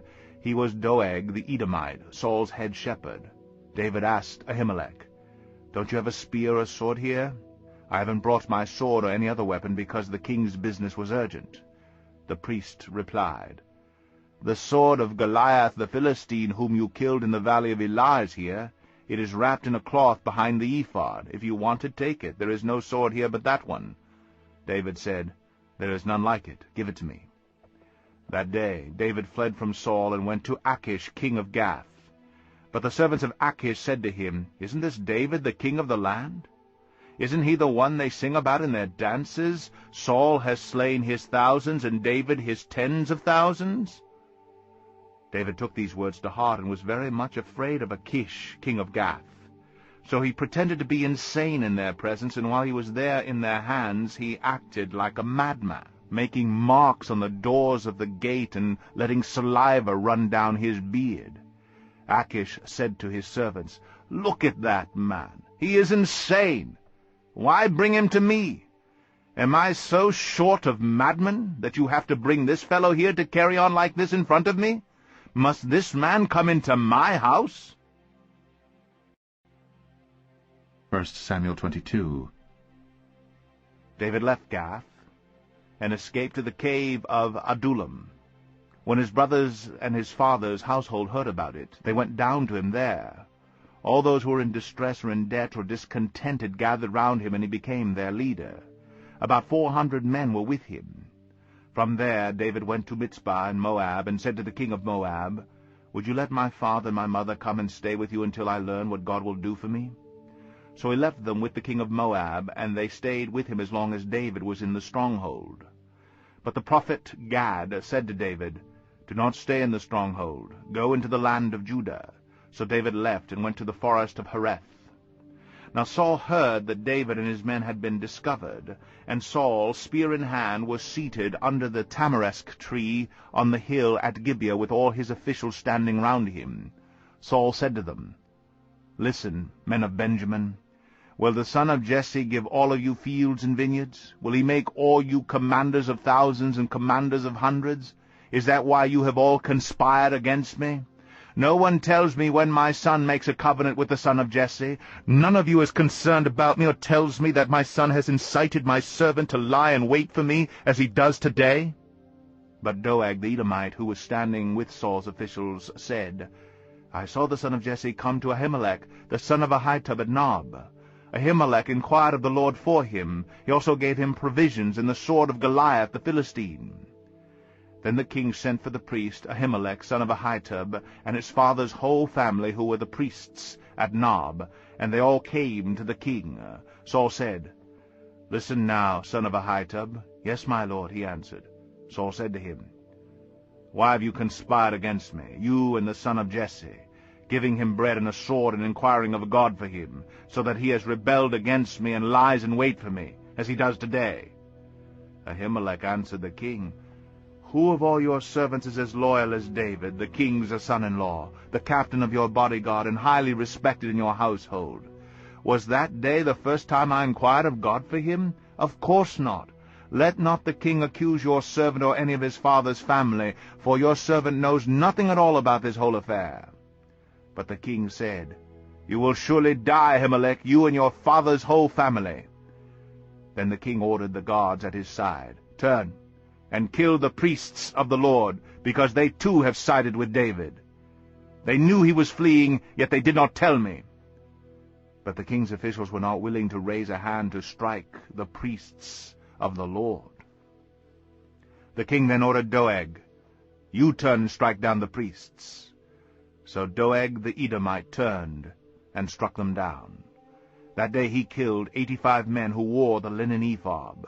He also put to the sword Nob, the town of the priest, with its men and women, its children and infants, and its cattle, donkeys, and sheep. But Abiathar, the son of Ahimelech, son of Ahitub, escaped and fled to join David. He told David that Saul had killed the priests of the Lord. Then David said to Abiathar that day, "When Doeg the Edomite was there, I knew he would be sure to tell Saul. I am responsible for the death of your father's whole family. Stay with me, don't be afraid. The man who is seeking your life is seeking mine also. You will be safe with me." 1 Samuel 23. When David was told, "Look, the Philistines are fighting against Keilah and are looting the threshing floors," he inquired of the Lord, saying, "Shall I go and attack these Philistines?" The Lord answered him, "Go, attack the Philistines and save Keilah."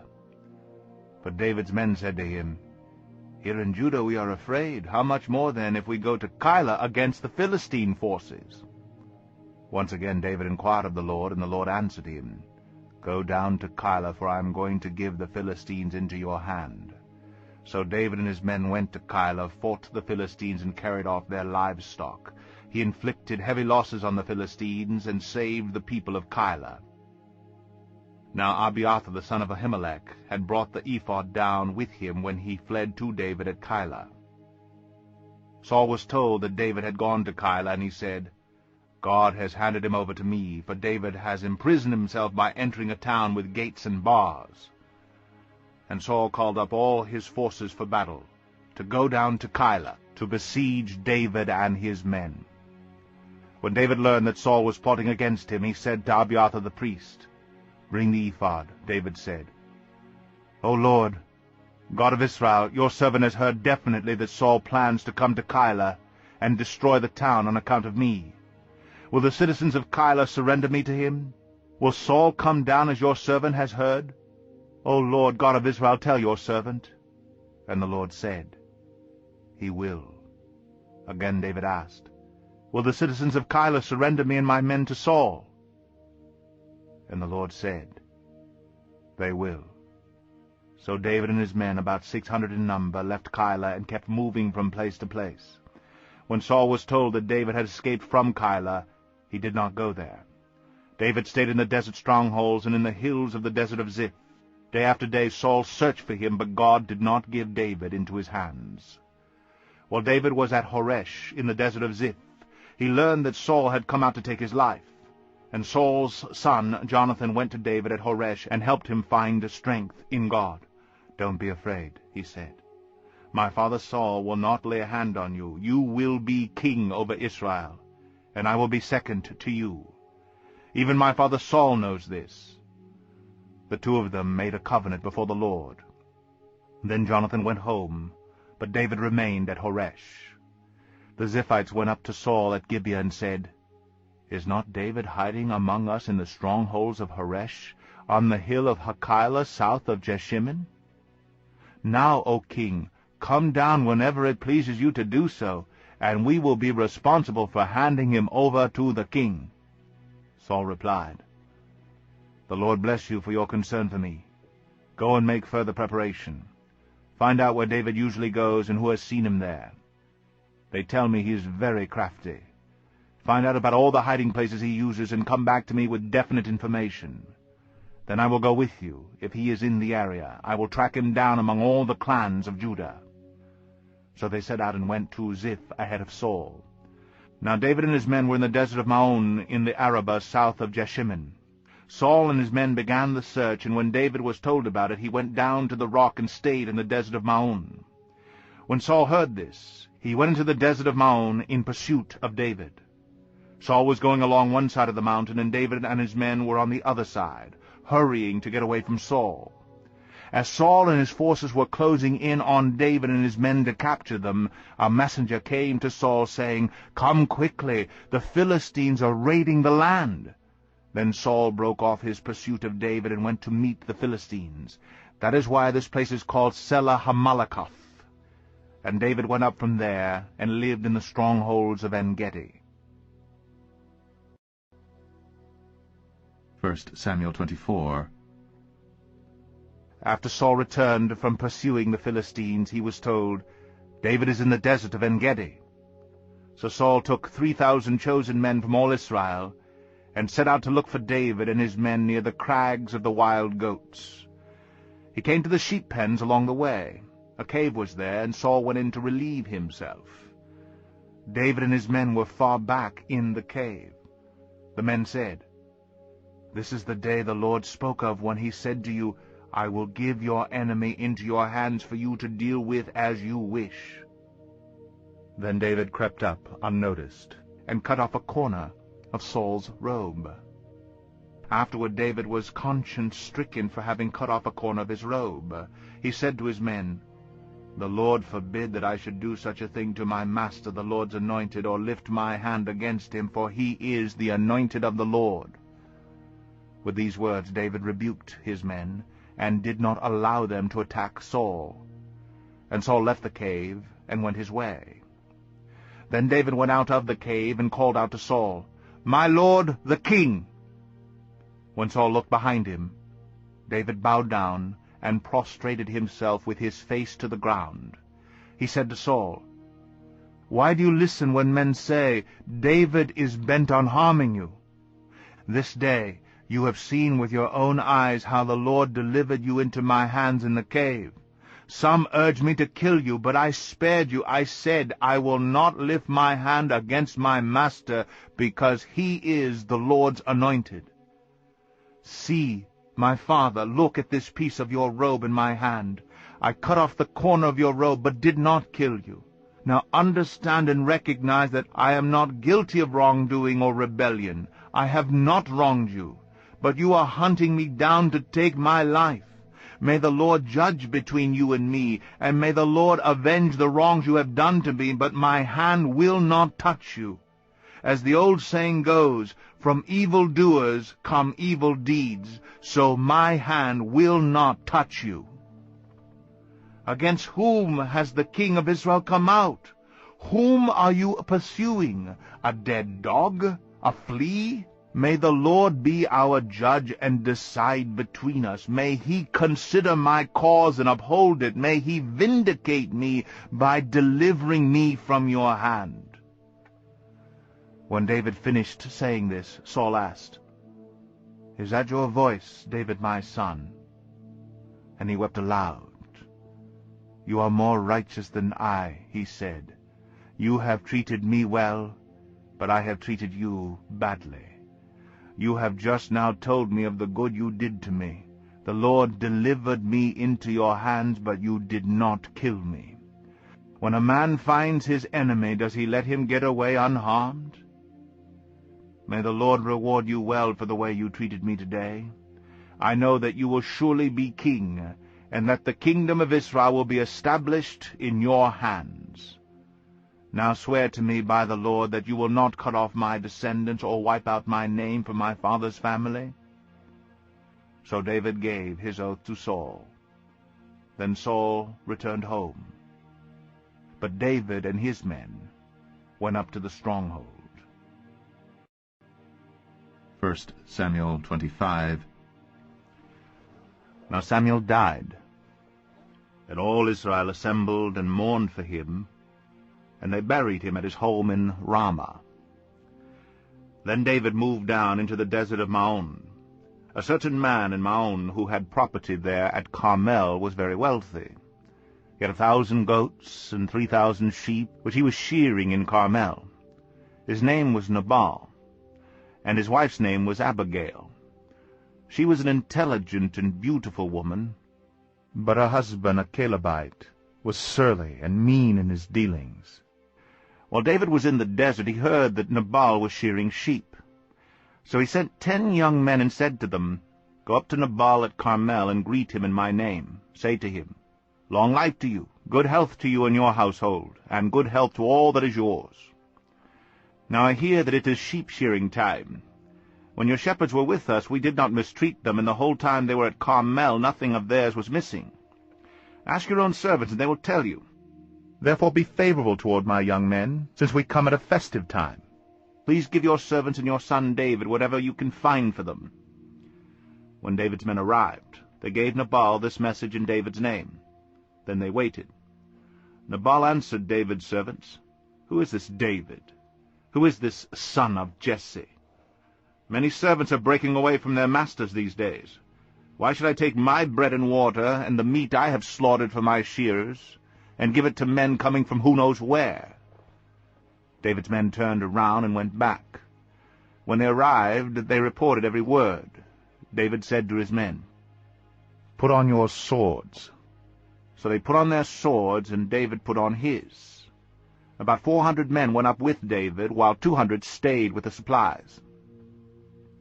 Now one of the servants told Nabal's wife Abigail, "David sent messengers from the desert to give our master his greetings, but he hurled insults at them. Yet these men were very good to us. They did not mistreat us, and the whole time we were out in the fields near them nothing was missing.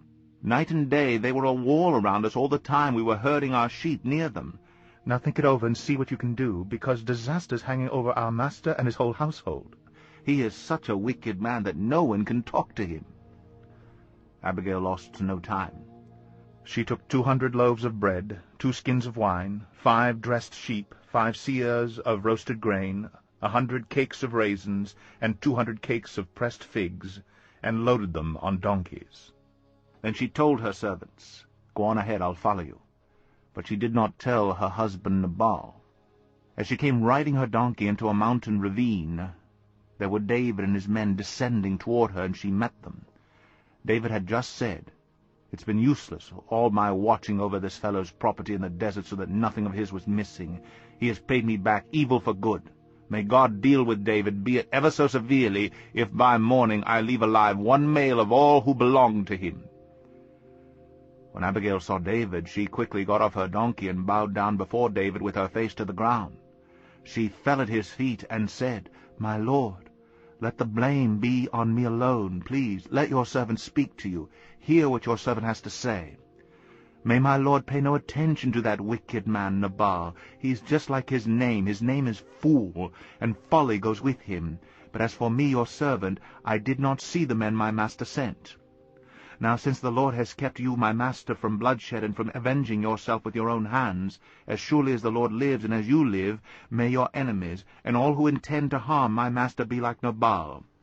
And let this gift, which your servant has brought to my master, be given to the men who follow you.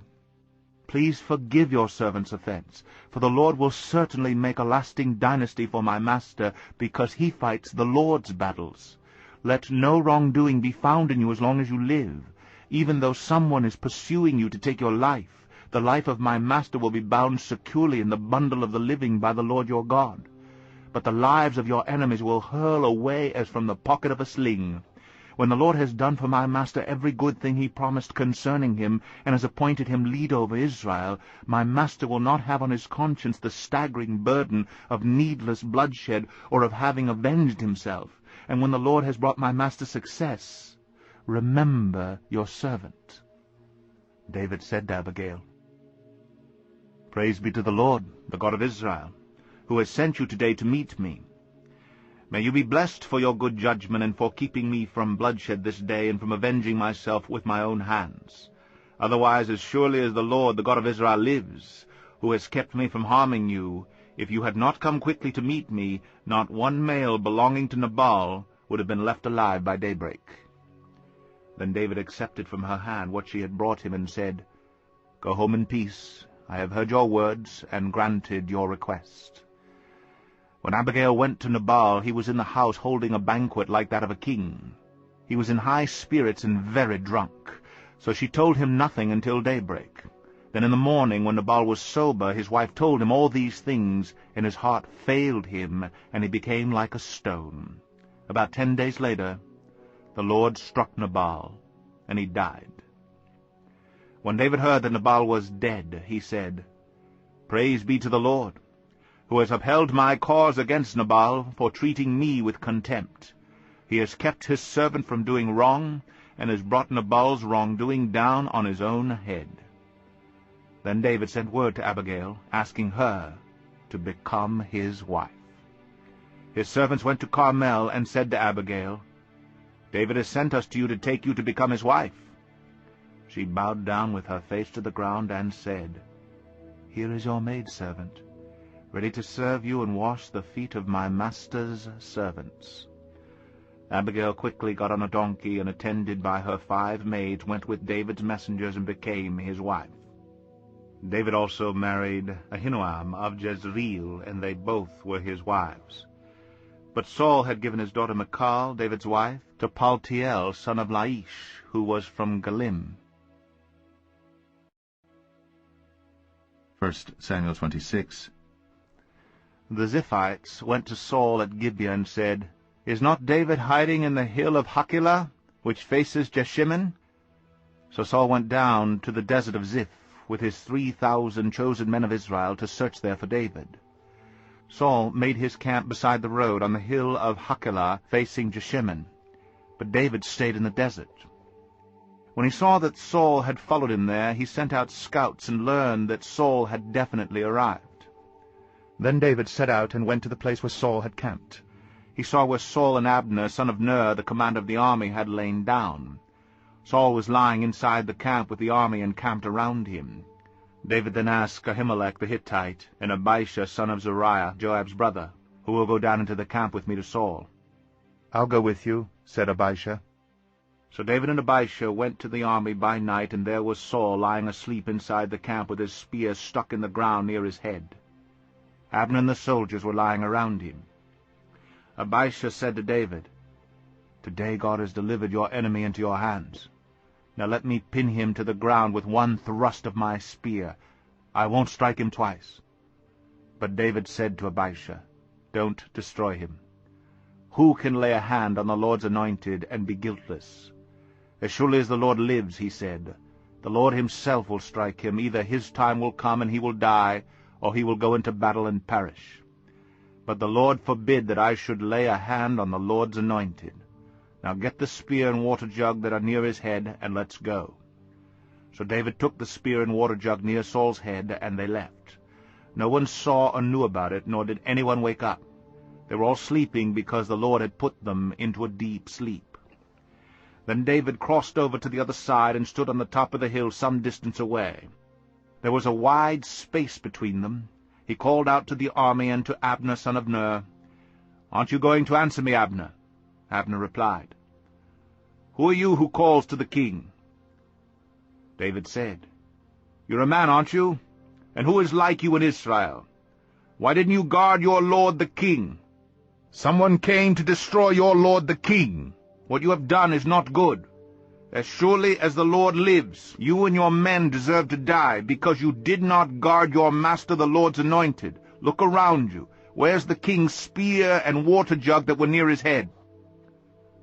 Saul recognized David's voice and said, "Is that your voice, David, my son?" David replied, "Yes, it is, my lord the king."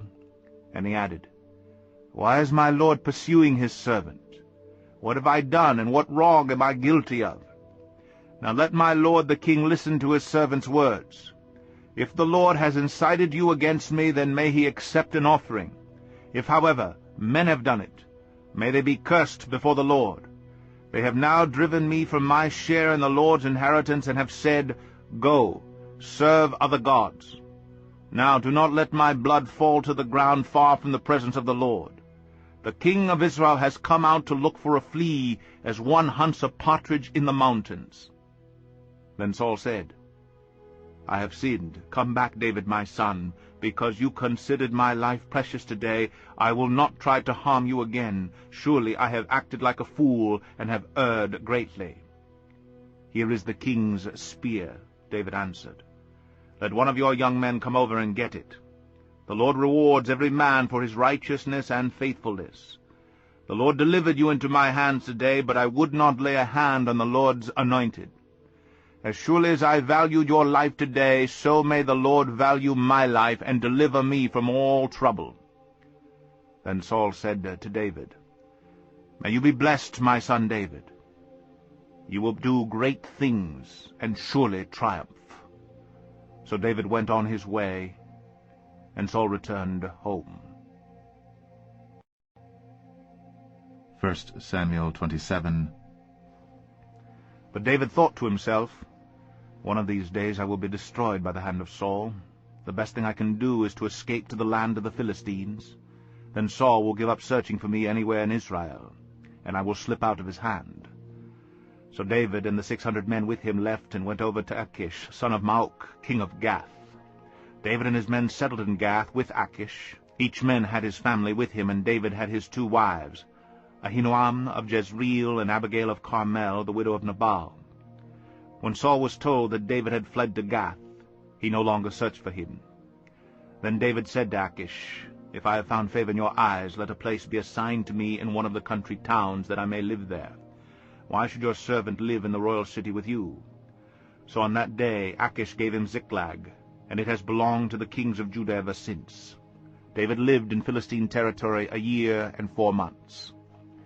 Now David and his men went up and raided the Geshurites, the Girzites, and the Amalekites. From ancient times these people had lived in a land extending to Shur and Egypt. Whenever David attacked an area, he did not leave a man or woman alive, but took sheep and cattle, donkeys and camels, and clothes. Then he returned to Achish. When Achish asked, "Where did you go raiding today?" David would say, "Against the Negev of Judah, or against the Negev of Jerahmeel, or against the Negev of the Kenites." He did not leave a man or woman alive to be brought to Gath, for he thought, "They might inform on us and say, 'This is what David did.'" And such was his practice as long as he lived in the Philistine territory. Achish trusted David and said to himself, "He has become so odious to his people, the Israelites, that he will be my servant forever." 1 Samuel 28. In those days the Philistines gathered their forces to fight against Israel. Achish said to David, "You must understand that you and your men will accompany me in the army." David said, "Then you will see for yourself what your servant can do." Achish replied, "Very well, I will make you my bodyguard for life." Now Samuel was dead, and all Israel had mourned for him and buried him in his own town of Ramah. Saul had expelled the mediums and the spiritists from the land. The Philistines assembled and came and set up camp at Shunem, while Saul gathered all the Israelites and set up camp at Gilboa. When Saul saw the Philistine army, he was afraid. Terror filled his heart. He inquired of the Lord, but the Lord did not answer him by dreams or Urim or prophets. Saul then said to his attendants, "Find me a woman who is a medium, so I may go and inquire of her." "There is one in Endor," they said. So Saul disguised himself, putting on other clothes, and at night he and 2 men went to the woman. "Consult a spirit for me," he said, "and bring up for me the one I name." But the woman said to him, "Surely you know what Saul has done. He has cut off the mediums and spiritists from the land. Why have you set a trap for my life to bring about my death?" Saul swore to her by the Lord, "As surely as the Lord lives, you will not be punished for this." Then the woman asked, "Whom shall I bring up for you?" "Bring up Samuel," he said. When the woman saw Samuel, she cried out at the top of her voice, and said to Saul, "Why have you deceived me? You are Saul." The king said to her, "Don't be afraid. What do you see?" The woman said, "I see a spirit coming up out of the ground." "What does it look like?" he asked. "An old man wearing a robe is coming up," she said. Then Saul knew it was Samuel, and he bowed down and prostrated himself with his face to the ground. Samuel said to Saul, "Why have you disturbed me by bringing me up?" "I am in great distress," Saul said. "The Philistines are fighting against me, and God has turned away from me. He no longer answers me either by prophets or by dreams, so I have called on you to tell me what to do." Samuel said, "Why do you consult me, now that the Lord has turned away from you and become your enemy? The Lord has done what he predicted through me. The Lord has torn the kingdom out of your hands and given it to one of your neighbors, to David, because you did not obey the Lord or carry out his fierce wrath against the Amalekites. The Lord has done this to you today. The Lord will hand over both Israel and you to the Philistines, and tomorrow you and your sons will be with me. The Lord will also hand over the army of Israel to the Philistines." Immediately Saul fell full length on the ground, filled with fear because of Samuel's words. His strength was gone, for he had eaten nothing all that day and night. When the woman came to Saul and saw that he was greatly shaken, she said, "Look, your maidservant has obeyed you. I took my life in my hands and did what you told me to do. Now please listen to your servant, and let me give you some food, so you may eat and have the strength to go on your way." He refused and said, "I will not eat." But his men joined the woman in urging him, and he listened to them. He got up from the ground and sat on the couch. The woman had a fattened calf at the house, which she butchered at once. She took some flour, kneaded it, and baked bread without yeast. Then she set it before Saul and his men, and they ate. That same night they got up and left. 1 Samuel 29. The Philistines gathered all their forces at Aphek, and Israel camped by the spring in Jezreel. As the Philistine rulers marched with their units of hundreds and thousands, David and his men were marching at the rear with Achish. The commanders of the Philistines asked, "What about these Hebrews?" Achish replied, "Is this not David, who was an officer of Saul, king of Israel? He has already been with me for over a year, and from the day he left Saul until now I have found no fault in him." But the Philistine commanders were angry with him and said, "Send the man back, that he may return to the place where you assigned him. He must not go with us into battle, or he will turn against us during the fighting. How better could he regain his master's favor than by taking the heads of our own men? Isn't this the David they sang about in their dances? Saul has slain his thousands, and David his tens of thousands." So Achish called David and said to him, "As surely as the Lord lives, you have been reliable, and I would be pleased to have you serve with me in the army. From the day you came to me until now, I've found no fault in you. But the rulers don't approve of you. Turn back and go in peace. Do nothing to displease the Philistine rulers." "But what have I done?" asked David. "What have you found against your servant from the day I came to you until now? Why can't I go and fight against the enemies of my lord the king?" Achish answered, "I know that you have been as pleasing in my eyes as an angel of God. Nevertheless, the Philistine commanders have said, 'He must not go up with us into battle.' Now get up early, along with your master's servants who have come with you, and leave in the morning as soon as it is light." So David and his men got up early in the morning to go back to the land of the Philistines, and the Philistines went up to Jezreel. 1 Samuel 30. David and his men reached Ziklag on the third day. Now the Amalekites had raided the Negev and Ziklag. They had attacked Ziklag and burned it, and had taken captive the women and all who were in it, both young and old. They killed none of them, but carried them off as they went on their way. When David and his men came to Ziklag, they found it destroyed by fire, and their wives and sons and daughters taken captive. So David and his men wept aloud until they had no strength left to weep. David's 2 wives had been captured, Ahinoam of Jezreel and Abigail, the widow of Nabal of Carmel. David was greatly distressed because the men were talking of stoning him. Each one was bitter in spirit because of his sons and daughters. But David found strength in the Lord his God. Then David said to Abiathar the high priest, the son of Ahimelech, "Bring me the ephod." Abiathar brought it to him, and David inquired of the Lord, "Shall I pursue this raiding party? Will I overtake them?" "Pursue them," he answered. "You will certainly overtake them and succeed in the rescue." David and the 600 men with him came to the Besor ravine, where some stayed behind, for 200 men were too exhausted to cross the ravine. But David and 400 men continued the pursuit. They found an Egyptian in a field and brought him to David. They gave him water to drink and food to eat, part of a cake of pressed figs and 2 cakes of raisins. He ate and was revived, for he had not eaten any food or drunk any water for 3 days and 3 nights. David asked him, "To whom do you belong, and where do you come from?" He said, "I am an Egyptian, the slave of an Amalekite. My master abandoned me when I became ill 3 days ago. We raided the Negev of the Kerethites and the territory belonging to Judah and the Negev of Caleb, and we burned Ziklag." David asked him, "Can you lead me down to this raiding party?" He answered, "Swear to me before God that you will not kill me or hand me over to my master, and I will take you down to them." He led David down, and there they were, scattered over the countryside, eating and drinking and reveling because of the great amount of plunder they had taken from the land of the Philistines and from Judah. David fought them from dusk until the evening of the next day, and none of them got away, except 400 young men who rode off on camels and fled.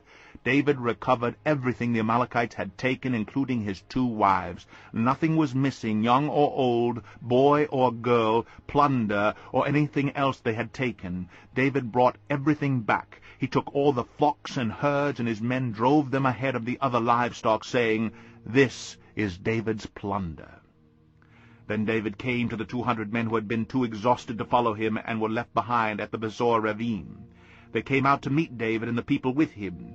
As David and his men approached, he greeted them. But all the evil men and troublemakers among David's followers said, "Because they did not go out with us, we will not share with them the plunder we recovered. However, each man may take his wife and children and go." David replied, "No, my brothers, you must not do that with what the Lord has given us. He has protected us and handed us over to the forces that came against us. Who will listen to what you say? The share of the man who stayed with the supplies is to be the same as that of him who went down to the battle. All will share alike."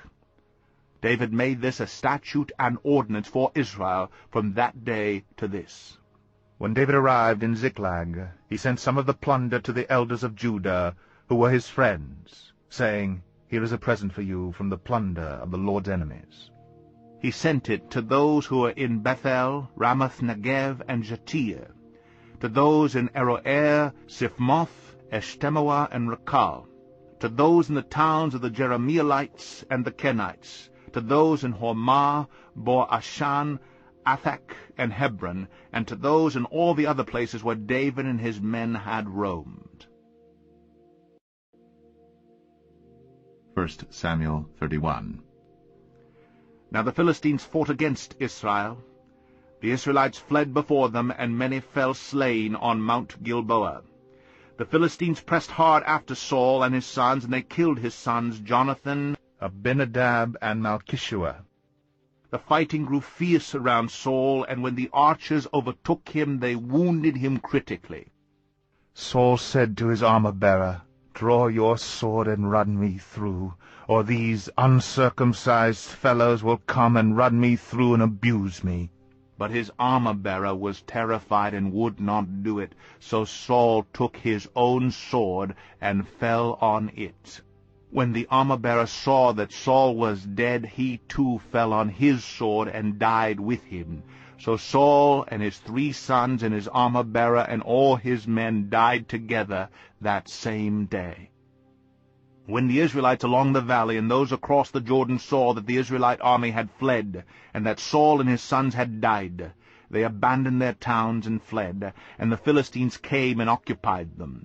The next day, when the Philistines came to strip the dead, they found Saul and his 3 sons fallen on Mount Gilboa. They cut off his head and stripped off his armor, and they sent messengers throughout the land of the Philistines to proclaim the news in the temple of their idols and among their people. They put his armor in the temple of the Ashtoreths, and fastened his body to the wall of Bethshan. When the people of Jabesh-Gilead heard of what the Philistines had done to Saul, all their valiant men journeyed through the night to Bethshan. They took down the bodies of Saul and his sons from the wall of Bethshan and went to Jabesh, where they burned them. Then they took their bones and buried them under a tamarisk tree at Jabesh, and they fasted 7 days.